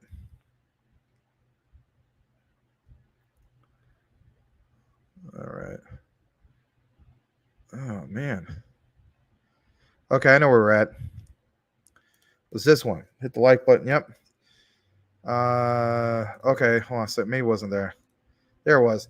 Larry says that you'll buy XRP at 35 cents. I'm being too stubborn. Okay. Legrand, you just have to make sure you set in the branded area inside your channel settings. Huh. Lazy Jedi, I hit the like button. it is pressing charges. WTF. That's a good one. Do your own research. Grove on the move. GVR. Okay, thanks. Menelec, core inflation is unlikely to hit 2% by end of year unless catastrophic market collapse occurs. Okay. We'll definitely see. You may be very well be right and they got it wrong, but we'll definitely see what happens with that. Crypto Talk now. Pimp slap that like button. Yeah. All right. Let me go a little bit further down to just some questions. We get the flow going a little bit better. Excuse me. Menelect. Grid lock that stymies crypto regulations will harm digital assets. No executive orders were signed, nor crypto bills proposed in the 4 years prior to January 2021. Yeah, a lot of people still feel as though, we're still like in the Wild West of crypto. There's some regulations and so on, mainly focused, of course, as you know, on the stable coins. But I still think it's like, time to get it while we can. All right. Hello, Max. Hello, back at you, Coochie boy. Good sir. Thank you for that. Let's go. We need 4 more people to hit 30. Yeah, we need 3 now. All right, so thanks for dropping the comments, you guys.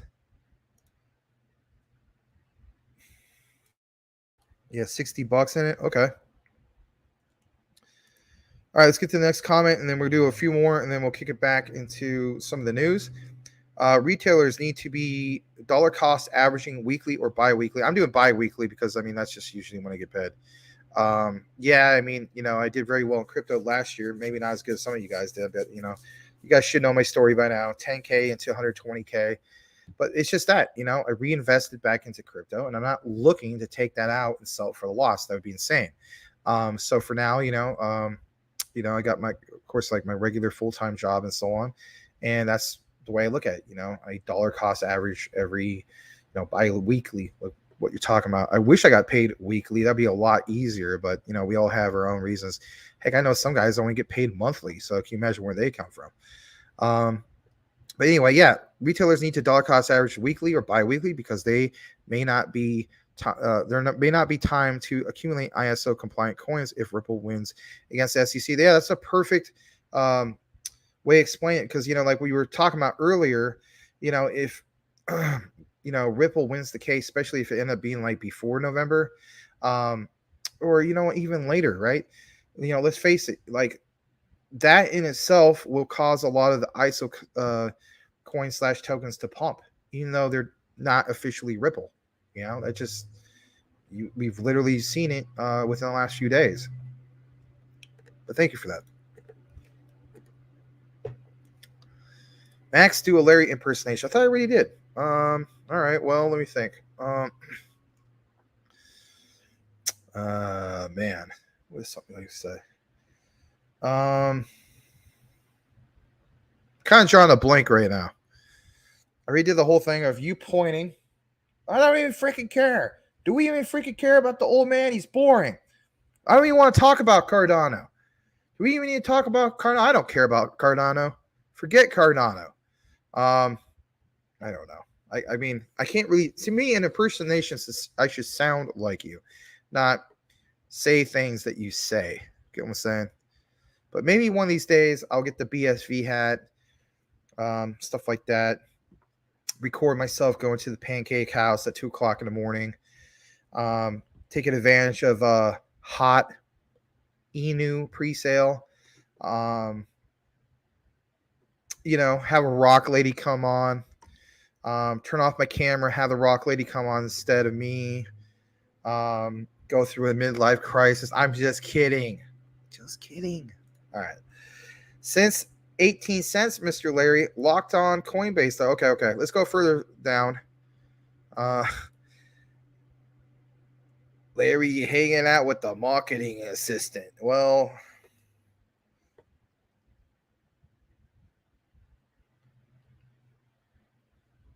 all right, going to the next comment. Crypto Talk now. Wish I had sale coin. Will 10x first from here. Lazy Jedi. I'm sorry. Which I let's go with 10x first from here. Oh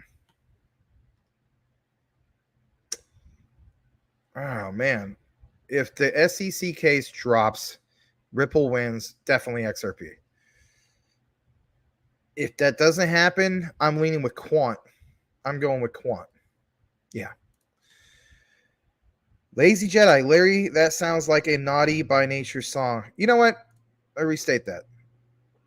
Maybe I'll say XDC because that would be a little bit more realistic because of what price they're at. Yeah. I'm going with Quant. And then maybe Hedera's H-bar. That kind of makes a little bit more sense. Going with that. All right, Lazy Jedi. Larry, that sounds like a naughty by nature song. First token I ever bought. It says Coochie Boy. Huh. Michael Montclair, XRP is live with CEO talking. Pre-recorded? Not sure. Oh, well, you got to watch out for some of those things. It'd be scams, right? But we'll get into some of these things in a bit. Let's see. Larry said no more than a handful is a waste. Says Tim Shea. All right. Hold on. Brian, not tonight. She kind of annoyed me the other day. I'll see her next week. Oh, geez. Here we go. All right. Coochie Boy. I was just about to ask about the old man coming out of the cave. Yeah. He does kind of come out of that cave, don't he? All right, Menelec. We may see a utility coin price surge in October in anticipation of November ISO's 222 launch. Yeah, that might make October really stand out. Let me see if there's anything else I missed because I don't like it when I miss something. All right, I didn't miss anything. That's good. Where are we at? Hold on. Crypto Talk now. The assistant Carly is at the lake. Okay. Coochie Boy. We used to call that booty calls back in my day, Mr. Larry. Hence why he has the name Coochie Boy. All right, moving along. Edward Vincent, Super Chat Spark to start the Super Chat wildfire. Yep, thank you once again. Oops, I forgot this is a crypto show, said Coochie Boy. That's all right, Coochie Boy. But if we say your name according to YouTube rules and regulations 100 times on one show, we will be suspended for 1 week. All right, just kidding. All right. Wow, I'm not reading that. All right, Nate Eberhardt. Quant to the moon, going to go crazy next year. Love the show. Thanks, Nate Eberhardt. Appreciate the comments. I'm glad that you like Quant. Hopefully I'll get a Quant video, like a recorded one out soon. Consider changing your avatar, the thing to your left with the circle, to something that speaks more about who you are and what you're all about. Guys, gals, everyone that's part of CTN, let's give Nate the CTN warm welcome. Nate, we really appreciate you being here. You could have chose anywhere else to be, but you chose to be here with us. We really appreciate that you love the show and appreciate the content. We appreciate you, brother. Thank you so much for being here tonight. All right. $10 super chat once again from Make 'em Take 'em. Thank you again, Make 'em. And you are definitely taking them. Edward Vincent. Yep. All right. We're almost down to the bottom. You guys are saying what's up? Yeah, they want to be. Ooh, I don't know if I'm gonna say that. To talk now. I think today is National Super Chat Day or something. That'd be nice. You guys saying what's up? That's great. Today's actually National Gorilla Day, apparently. You know, there's a project called Gorilla Inu, and they were off to a somewhat decent start at the beginning of the year. I think it was last year, and then they just disappeared, like a lot of things. All right, Larry, don't stop. Let's get it. CTNN fam, keep the comments flowing, please. Yep, thank you, Larry. All right. Hold on. This is a point of Larry, but I want to read this. Larry, will you please start allowing everyone to dedicate their super chats to a certain bag to get more coins, such as XRP? Huh. That's a pretty good idea. Good to talk now. Yeah, lol. Legrand Commission. He is under pressure. Larry is in the chat. LOL. All right, Coochie Boy. Max, can you do the rock? Yeah, I could do that one. You guys want me to do that one? I'll do that one. That requires me to unshare the actual screen. Let's do it. Let's share the rock by special request of yours truly, Mr. Coochie Boy, aka Brown Chicken Brown Cow. All right. All right, everybody. Welcome to Crypto Talk Now, live with Larry. The old man has officially come out of his cage. The crypto prices have been going up to 75 basis points. But let me tell you something. I know you guys are all here and sitting in the thumbnail, but you don't want to know something? I don't even care about the darn old man could come out of his darn cave. He could come out of his cave and he can even talk about Cardano. Who even cares about Cardano? You want to know why? I'll tell you why. Because I really just want to appreciate everyone here tonight. Gratitude to you all. I just want to say, thank you so much for being here at Crypto Talk Now. On behalf of Johan, the guy that you don't see in the background, who helps me out with all sorts of technical stuff.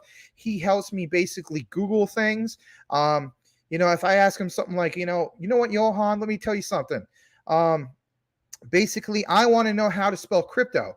And you know what? I have Johan Google that for me. Yeah, he goes on Google and he literally types in the word CRYP and then TOE because I spell it that way. So he Googles things for me as in crypto. And I have him over here all day long, and he's just a great guy. And I love him like my own nephew and all that. And but I just want to go ahead and thank you guys. Gratitude to you all for being here so much. Thank you so much. We'll start things off with the first comment of the day. And the first comment of the day is Tim Shea, who says, hey, well, he wouldn't be Tim Shea if he didn't say, hey, are you guys psyched up? Let me tell you something. I went down to the Waffle House at 2 o'clock in the morning last night, and I saw the typical, the lady who helps me. Her name is Deb, and she told me about tonight's special, and I told her that I didn't have enough crypto to pay for that.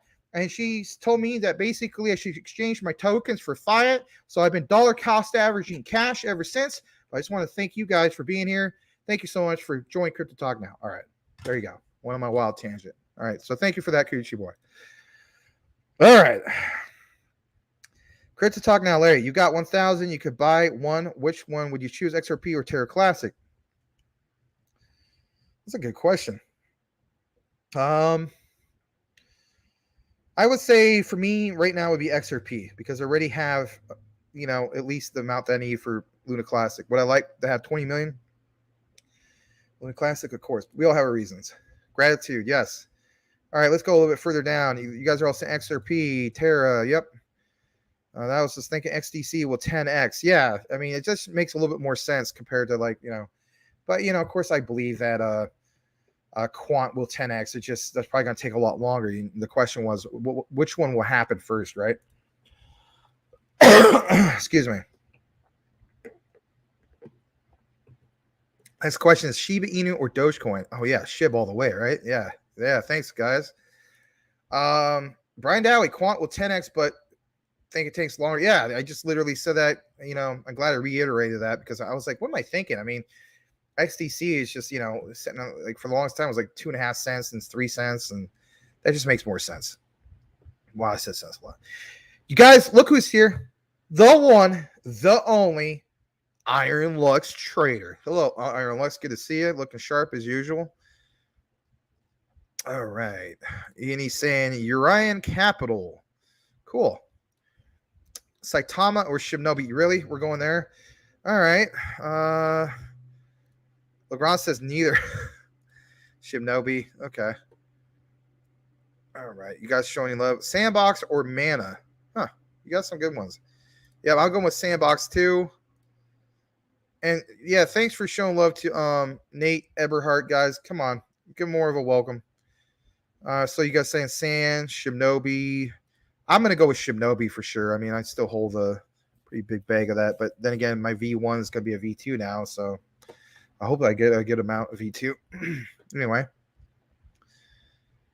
What Shinobi has is insane. Yeah, comparing to Saitama. But Saitama, they're at least trying to make some moves now. About time. It's a little late to the show, right?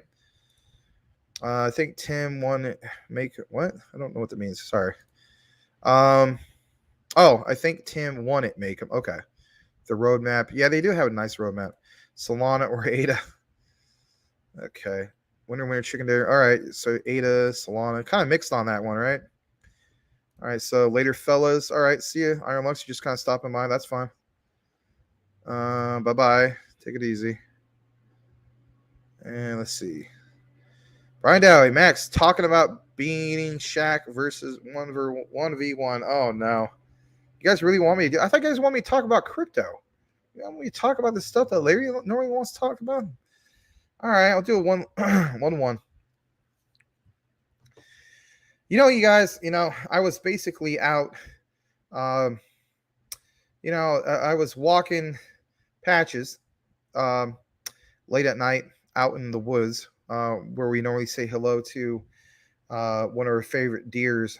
We refer to her as Chrysanthemum. And I said, you know what, Chrysanthemum, Patches and you have had quite a nice bonding. And you know what? I looked to the left and I looked to the right, and then I looked down at my chest and I said to myself, you know what, Larry? You got a damn good body for your age.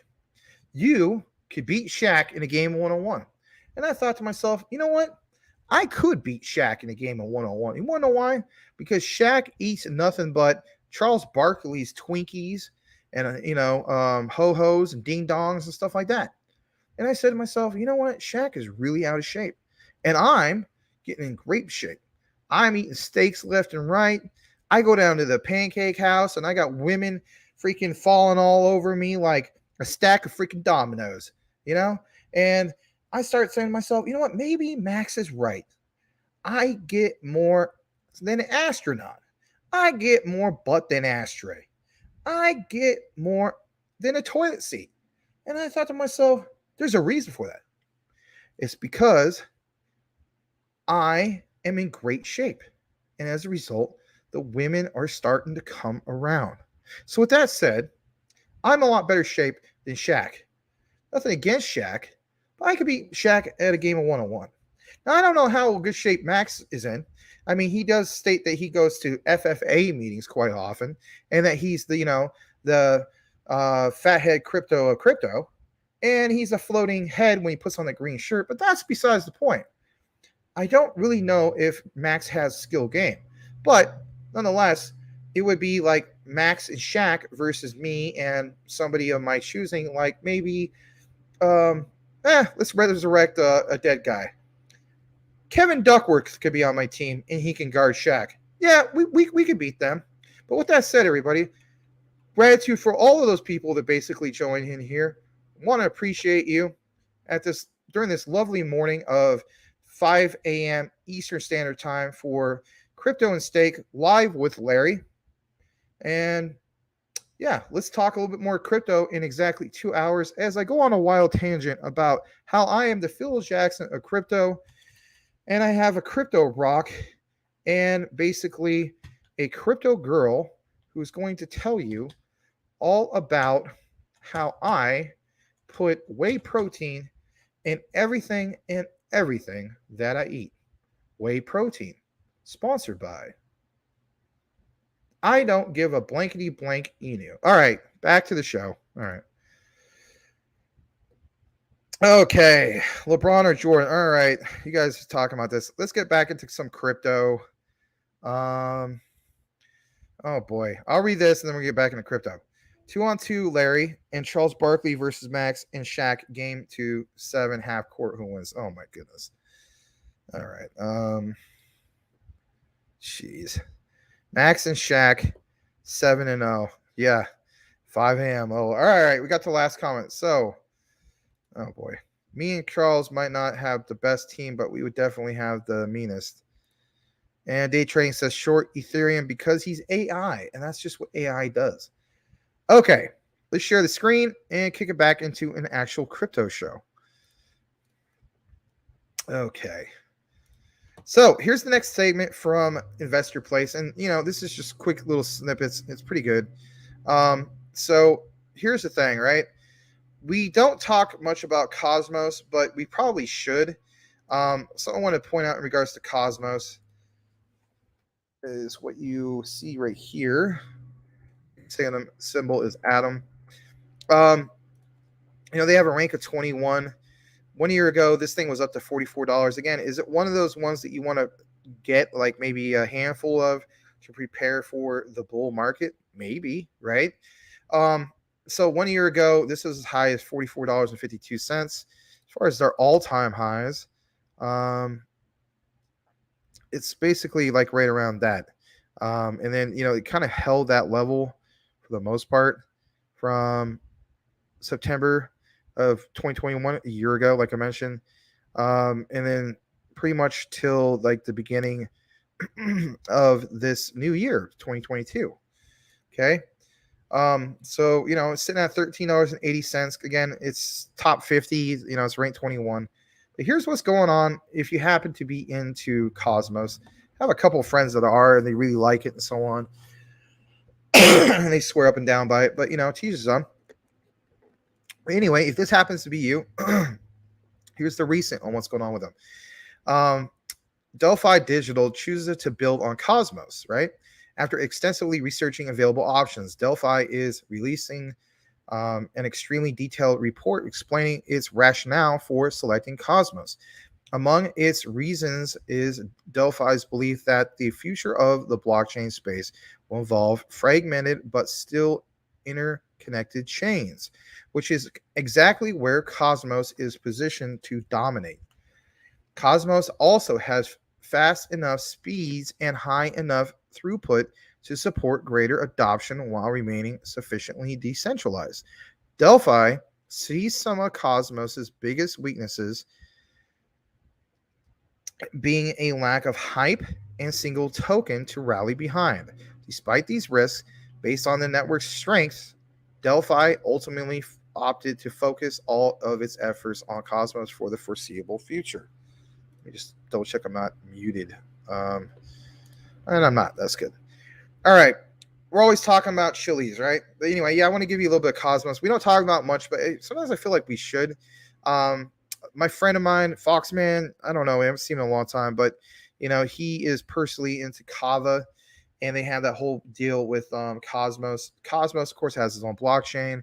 It's doing a lot. Sometimes I feel as though they fly under the radar, and a lot of times they pump, and they do well, and they're not covered enough. That's just my own opinion.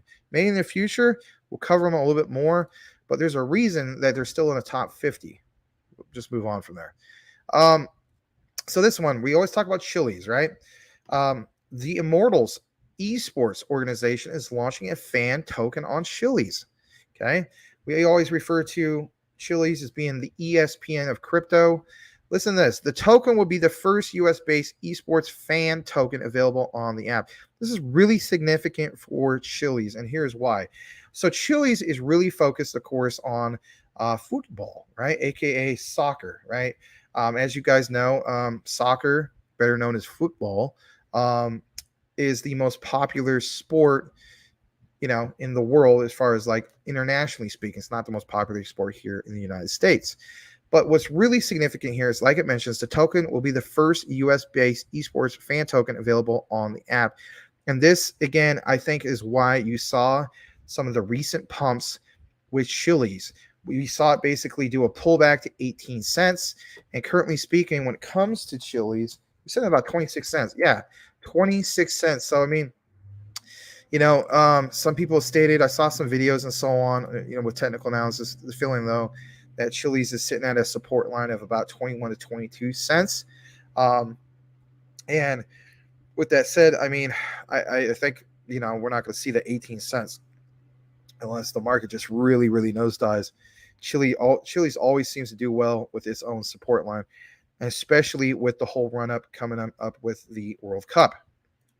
Now, it says the IMT token will begin offering utility for holders during the 2022 off season. prior to things kicking into high gear in 2023. So again, I mentioned the whole thing that, we're trying to prepare for the World Cup, especially if you hold Chili's. It's not just that focus. We may see new all-time highs for Chili's come up in November, but if anything, they're always preparing for the future, and rightfully so.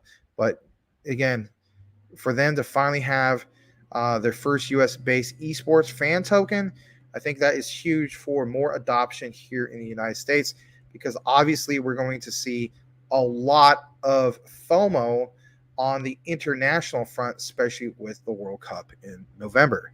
Next, I'm going to give you a brief mention in regards to this whole thing with Tether and Polkadot. I know some of you guys are still into the Polkadot and so on. You might not want to hear it, but listen to this. Tether launches on Polkadot. USDT, the most utilized stablecoin, will now be available for users in the Polkadot ecosystem. So I go ahead and mention that. I've done, of course, videos in the past regards to Helium. Heck, I'm even thinking still about becoming a Helium miner. Probably the only one I want to mine because it just seems kind of easy. And, I kind of like something that just be easy to access and not have to focus on all the technical stuff, right? But Helium's HNT voted to migrate to Solana. Now listen to this. That got passed. And Helium Mobile launches in collaboration with T-Mobile. Okay. Is this going to be great for Helium? Well, might very well be so. And if anything, again, check this out. HNT has definitely done pretty decent as of lately. Yeah, it shows it's down right now. But for the last week or so, let me show you this right here. We did see some nice waves when it came to price action with the likes of Helium.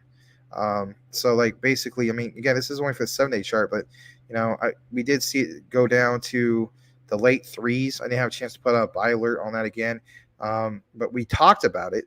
And if anything, we saw this, of course, jump all the way up to about 536. Now, of course, in the bull run, I witnessed the whole thing of it going way past $50. Again, it was up to like $55, 22 cents. And again, that was late last year. That was roughly November of last year. But a lot of things, of course, during that bull run went up sky high. So again, this is another one that we may want to consider, like we're always mentioning, especially in the thumbnails, preparing for the bull market in a bear market. This is definitely one that's worthy of a mention. So a little bit more. So like we see right here, it says Helium Mobile is building out a mobile network that uses Helium by default, but can leverage T-Mobile's extensive network to fill in the gaps. As folks use the network, they can earn the mobile token. And that is really cool in itself. Kind of reminds you of what, for instance, like XCAD kind of wants to do, right? They want to award you guys for just doing things you don't really do, watching YouTube or, watching us at Crypto Talk Now, how you like to get reward for that. But again, I did a video months before I joined up with Larry at Crypto Talk Now, basically talking about the tokenization of anything and everything. This is a perfect example of that.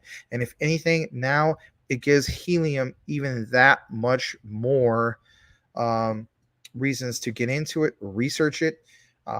If anything, it's like I mentioned, the tokenization of that it's no longer just hey, invest into it from the retail side, or also look into the mining side of it, like where you have that thing that looks like a router, you have it next to your window or whatever, and you earn the native token of HNT. Now you have this whole thing where you can earn literally the mobile token, like what they mentioned on this last part, which states would eventually have utility in its own as adoption increases. And I think that's another thing that's going to cause HNT as in Helium to go past all-time highs in the bull run. For me personally, I'm looking to load up maybe at least a couple more handfuls of this. I feel as though even at this price point, it's not going to make me rich or anything like that, but it's little short-term plays to prepare for the bull market. So if it did go back past $50 and so on, I make a nice, decent return. Then I flip that, put it in the likes of these ones, whether it's ISO 222s or whatever the case be, and load up on those particular ones.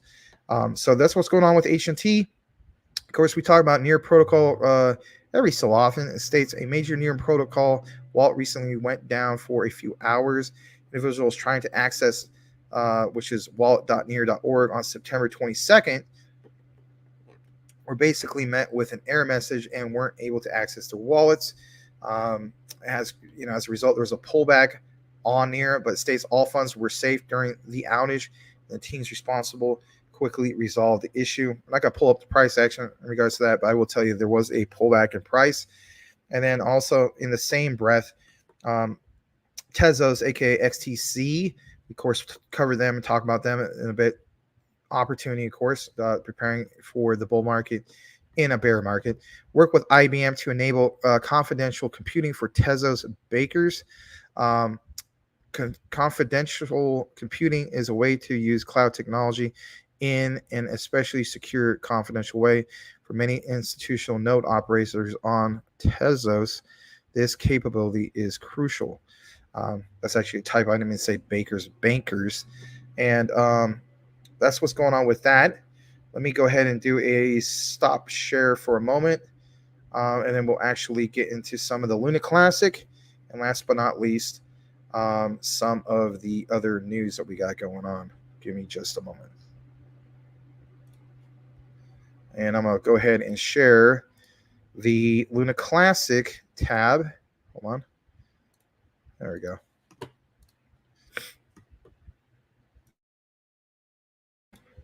Okay. We might have to wind down a little bit because we're losing quite a few people, but that's okay. All right. So let's see here. All right. You guys talking amongst each other. That's still great. Thank you all for being here. All right. Luna Classic is trending up the past 5 hours. Last time that did that, we went to 0.0003s. That's a big resistance area. All right, cool. I'm glad that we kept it at the 1 hour then. And you guys are talking amongst each other. Okay, great. So what I'm just going to do real quick is, we might pick up a few more people, but I do want to kind of finish what we have here, because why not? Let me do a stop screen. I'm going to just share, of course, the Luna Classic news. Thank you for all who have tuned in.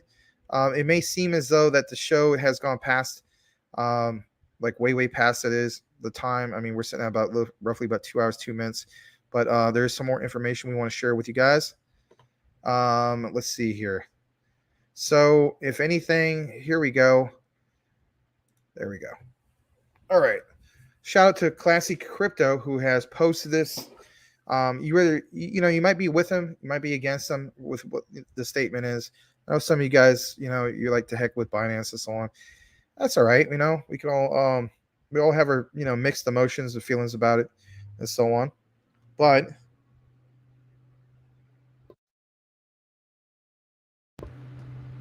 sorry about that. Just double checking the setting. So Classic Crypto states the hashtag boycott Binance movement is incredibly childish and is a poor display of the Luna Classic community, whether you agree with him or not. He states, not my words. He states, we overcame adversity ourselves, and we should not expect a centralized entity to save Luna Classic. We talked about this at the beginning of the show. I am with him on that part. I'm not saying, it's childish and, poor display, but I am with him when he states that we should not expect a centralized entity to save Luna Classic. We never expected it at the beginning. We should never expect it now, and we should never expect it in the future. What has saved Luna Classic is not the centralized exchanges at all. It's the powerful community that we have. It says we need to keep moving forward and stop caring so much about centralized exchange burns. USTC is the future of how that basically happens. And of course, if you're wondering about that, we have some people, of course, that will tell you a little bit more about what we mean in regards to that. I kick it to this next segment.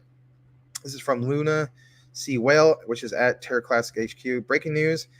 At CZ Binance will be adding the Luna Classic burn if 50% of the trading volume is with the new opt-in 1.2% Luna Classic burn feature. It says, this is our time to prove ourselves. Retweet to spread the word. And of course, here is a little bit more in regards to that. It's going to go right to step 3 that kind of highlights some of this. So step 3, when the opt-in traders reach 50% of the total Luna Classic trading volume on Binance, we will roll out the 1.2% trading tax for all Luna Classic trading. Of course, this would mean on-chain and off-chain. This prevents large Luna Classic whales who may hold large amounts but don't actively trade to influence votes. So I'm glad this got brought up. And of course, there's this. This comes straight from Decrypt. States, this week in coins, Ethereum takes another week of losses. XRP soars. Ethereum is down 19% since the merge. XRP ballooned this week, as we know, when news broke that SEC's lawsuit against Ripple may soon come to a conclusion. Okay. And like it mentions, the price of the crypto market leaders such as Bitcoin and ETH dipped on Wednesday following the news that the United States Federal Reserve was hiking interest rates to 75 basis points, as we know, to stem the effects of inflation. But check this out. It also mentions that, for instance, back in June, when the Fed first raised interest rates by 75 basis points this year, many remarked that the hikes was the steepest of its kind from the central banks since 1994. In July, the Fed called another 75 basis points hike for Bitcoin. And from there, Bitcoin and Ethereum's prices both actually jumped. And we saw that within an hour of the announcement. Even Larry pointed that out when he was doing the actual show, when he showed Powell live and that whole thing. However, everything shortly after tanked. So this isn't typical market behavior, since interest rates hike make it more expensive to borrow, which in turn means that investors are more likely to dump their riskier assets. In any case, neither leading cryptocurrency held any ground this time around. Bitcoin, of course, fell quite a bit over the past 7 days, according to CoinGecko, and currently trades actually under 19,086. I was going to mention some of these other ones because I know some of you guys are into this. So check this out. So several other leading cryptocurrencies posted double-digit percent in losses this week. We just talked about Cosmos not too long ago with the investor place piece to 1439. That was down 12%. Heck, we're always talking about ETC as an Ethereum Classic. That dropped 15% to 2874. And of course, we briefly talked about Near Protocol. They dropped. Was it mainly because of the whole thing of that part of their network being down? Could be, but was it significant to actually cause it to go down 10.5%? Well, a combination of a few factors. I'm briefly going to talk about what we see here with XLM before we move on. It says some names escaped contagion and managed to double-digit percentage gains, which is like Stellar, Lumens. XLM blew up to 16%. Heck, even Kronos, 16%. Even Algorand, right, blew into 38%, which was a little over 40-cent mark. We already know the whole situation with XRP. I thought I'd go ahead and bring that to you guys. We're going to listen in on this one. I'm actually going to stop the share because it's got sound. I want you guys to be able to hear that. So I'm going to do it on a share tab. And let's get into this. This is hilarious. I want you guys to hear this. All right, here we go.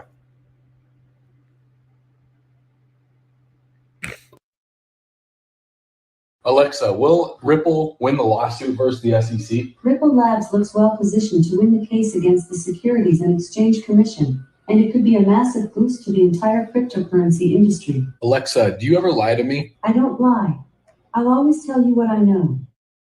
Alexa, will Ripple win the lawsuit versus the SEC? Ripple Labs looks well positioned to win the case. All right, that was kind of hilarious, right? You got to admit, that was pretty funny.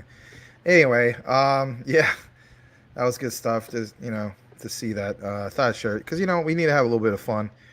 And let's see here. I'll share the screen again. Get back to it. And let's see. There's that. Let's do a brief on this real quick. So if you don't know, SEC Chairman Gary Gensler is to be paid by Goldman Sachs, which the disclosure reveals. It's like, what? Really? Well, yeah, really. So it says Gary Gensler, the chairman of the SEC, is to receive payments by Goldman Sachs in a 2009 disclosure for his previous position as chair of the Commodities Trading and Futures Commission. So all the conspiracy theories that some people had, is it actually true? Well, could be. States that he was said to begin in 2022. Back then, he said he was to receive $6,700 a year in a defined benefit plan with a value not readily ascertainable. And of course, some people might feel as though like that is not even remotely enough to justify, some of the actions. But there's a little bit more. It says in a newer 2020 disclosure, Gensler says he expects to receive $977 a month or $11,724 a year to begin when he is 71 years old. Gensler also received a $1,000 honorarium, a volunteer payment by the World Bank in November of 2019. There's no relevant public event listed on the World Bank for that day, and Gensler does not show up when searched as a speaker. It's kind of like makes you wonder, like, what is going on here? That may have been a private event, therefore, just months before he was to be nominated as SEC chair, with it unclear what was said in that meeting. Again, still not enough to justify it, right? But listen to this. Overall, Gensler, between 50 million to 100 million investments, almost all of them are in stocks. Despite repeatedly stating he was a professor at MIT teaching blockchain, for which he still receives royalties due to a $2,600 course, and despite writing some editorials on blockchain and Bitcoin innovation, Gensler nonetheless has never bought Bitcoin or any other crypto. And, some guys have pointed some of these things out, like especially like Crypto Winner. He's mentioned some of this stuff in regards to Gary Gensler, some of the crazy conspiracies and whatnot. But when you see things like this, it's like it kind of makes you think, wow, Mr. Bidir wasn't too far off, But again, is this enough to justify some of his actions? And if anything, why is Gensler so anti-crypto? Is it because, he has been basically picked from the other side for them to, basically have them speak on behalf of their best interests? Yeah, that very well may be the case, but you're starting to see some things come to light that kind of makes you scratch your head and give more thought to all of this. So it goes on a little bit more. It says he is in Gensler, he instead has almost all his net worth in the stock market, making it in his vital interest for the stock market to increase in value. It has no stake in crypto, so doesn't care if it crashes or otherwise due to his actions, which is pretty sad considering his knowledge, right, based on crypto. And I've heard it quite a few times that he knows more about crypto than way more people. And if that's the case, it's like, why would you be so against it? But again, it's the special interest groups that he represents. States he has no stake because it appears he thinks cryptos are a fad. Well, if it's a fad, it's sure been around for a long time, right? Comparing them to private money in a recent interview, he said, quote, public money has a certain place around the globe. Private monies usually don't last that long. So I don't think there's a long-term viability for 5,000 or 6,000 private forms of money. Gensler was also a member of the FinTech Advisory Group at the Federal Reserve Bank of New York until he became an SEC chair. I'm going to read quite a bit of this because, if anything, I think it's very, very interesting because, it gives you a broader perspective of just like some of his background, and also realizing that it's not exactly just a big conspiracy theory about like his background and how he came about and how he, became the SEC chairman and so on and so forth, right? So this right here, it states, Gensler was also a member of the FinTech Advisory Group of the Federal Reserve Bank of New York until he became SEC chair, with him previously stating stablecoins may provide competition to central banks. Now he says they are poker chips, as the Goldman Sachs pension regulator tries to be more and more bombastic to get attention. Bombastic. Was he Shaggy from the 90s? The singer? Anyway. While chair of CFTC, he was accused, listen to this, of exceeding his authority and of going too far. Yeah, he's all about that. Now, as a SEC chair, he's accused of the same in considering the lending and borrowing of stablecoins and somehow being a bond. He says he needs more congressional authority. Oh, God, I hope not. Regarding where the SEC's authority and that of SFTC as well as banking regulators begins and ends where cryptos are concerned. Yet also says SEC has all congressional authority it needs because he interprets Congress' intention nearly a century ago to be paint securities with a broad brush. In addition to in the 2009 public disclosure, Gensler revealed one of the biggest investments was in T. Rowe Price, an asset manager with some 1.6 trillion for both retail investors and institutional investors. The 2020 filing does not mention this stock, but a stated Annabelle Lee LLC described as a family investment LLC appears to hold most of his wealth, and somewhat conveniently in the 2009 filing, Gensler said the fund's manager declined to provide me with sufficient information to enable me to disclose the fund's underlying assets in my financial disclosure report. So this gives you an idea, like, where does all his money come from? Because it definitely doesn't come from like a $2,600 honor roll, donation or anything, right? So a little bit more. It states the 2020 filing thus mentions only Tesla and a specific stock, presumably to look a bit hip, in addition to numerous indexes like the S&P 500, Vanguard's Europe Index, as well as money market funds. These disclosures are not audited as far as we're aware. No third party has gone through his accounts to independently verify whether what he's stating is actually the case or otherwise, which definitely is something we have to take a note. But it states we have to take him or trust thus, including that he can't fully disclose what this Annabelle Lee holds. But from what he has been disclosed, like his T. Rowe Price investment, one can maybe see why he is going against Robinhood.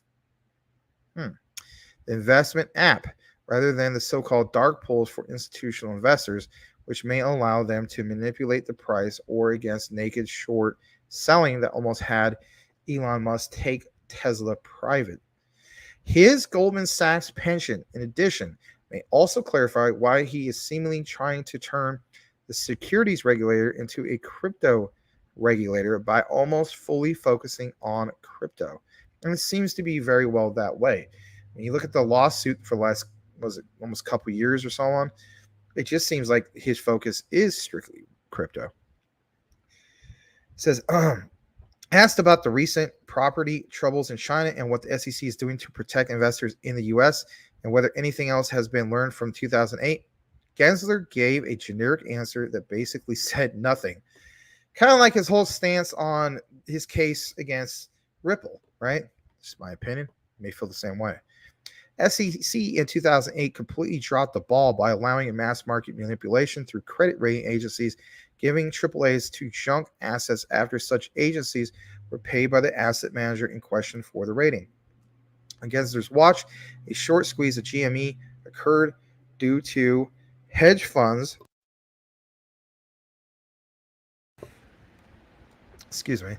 being caught naked short selling some 140% of all shares in existence.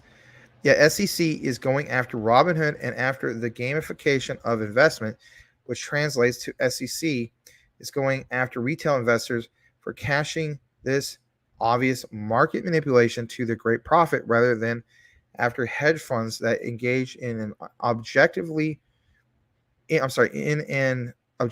make believe behavior, with one of them going bust.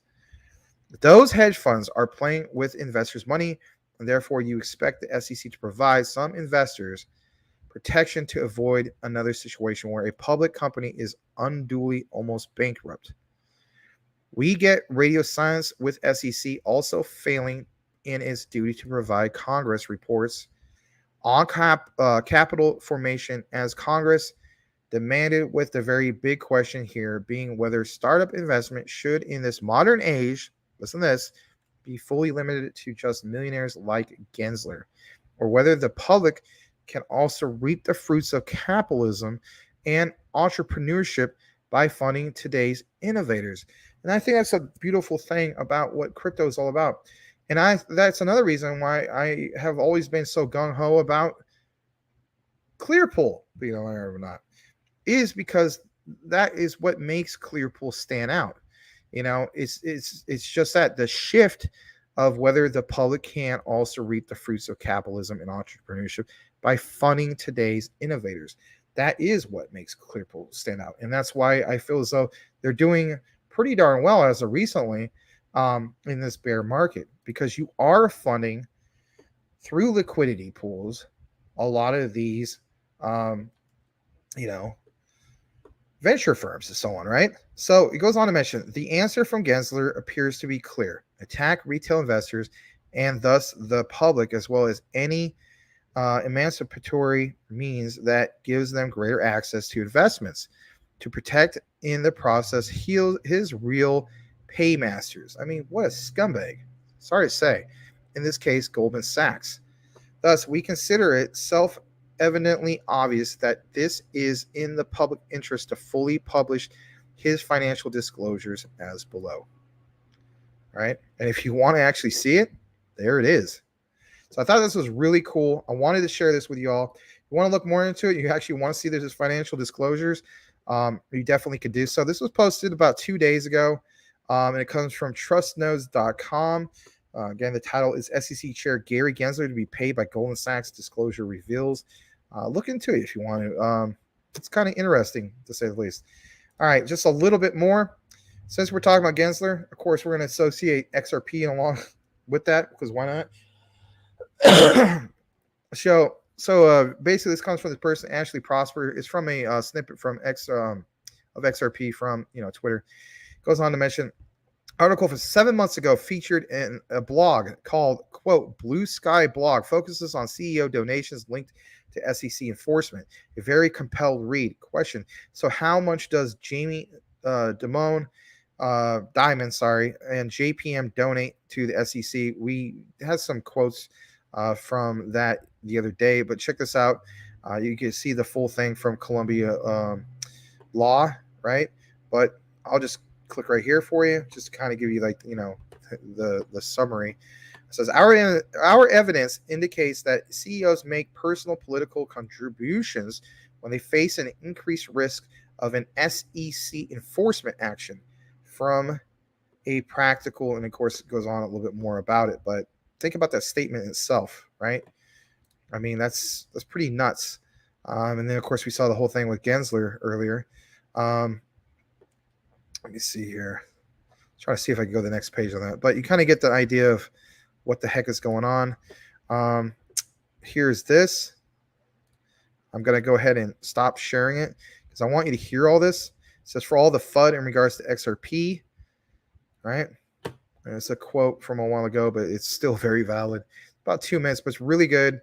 I know there's only about 11 people here, but I'm going to wrap things up in a little bit. But, this is good stuff if you're still around to see it. There we go. And here we go. One of the key lessons I learned from being involved in the market so long is, rather than listening to what people are saying, look at what they are doing. Correct. So this is what we should look at, and this is what I want people to focus on now. Billionaire hedge fund manager Stephen Cohen, who's worth between $12 to $14 billion, by far the smartest hedge fund manager in the world, I would say of the last century, is buying Bitcoin. $6,800, buying Bitcoin. Mark Lazary, Avenue Capital Group, worth about $1.7 billion, has put 1% of his net worth into Bitcoin at around this price, $7,500. Andreessen Horowitz. Mark Andreessen. That's right, Mark Andreessen. An early investor in Airbnb, Skype, Facebook, just launched and Coinbase just launched a $300 million fund. Wellington Capital, they have $1 trillion in assets, are starting to get involved in Bitcoin futures. Susquehanna, the 12th largest trading firm by volume, they now have their own Bitcoin custody department, their own trading department, and they're trading Bitcoin and Ethereum. Goldman Sachs, this new CEO, David Solomon, the most pro-Bitcoin / cryptocurrency guy on Wall Street. The most pro Goldman Sachs. Goldman Sachs. He's the new CEO. He's coming into power shortly. BlackRock, this announcement just came out, the world's biggest asset manager. Now, last year, Larry Fink says, Oh, you know what cryptocurrency and Bitcoin's good for? Yeah. Money laundering and Yeah. drug dealers. Right. Right. So again, if you look at what he was saying, you're going to sell your Bitcoin, right? Yeah. You're going to say, oh, this is all BS. But guess what is happening now? They're going to launch an ETF. They're looking at an exchange traded fund that will allow anybody with a brokerage firm to make it as easy as hitting a buy button to go out and buy Bitcoin. So you've got to look at this preponderance of evidence, right? All these people are already wealthy. All these people care about their reputation. If Bitcoin is such a trashy asset, why are all these people getting involved? This is kind of Bitcoin is such a trashy asset. Why are all these people getting involved?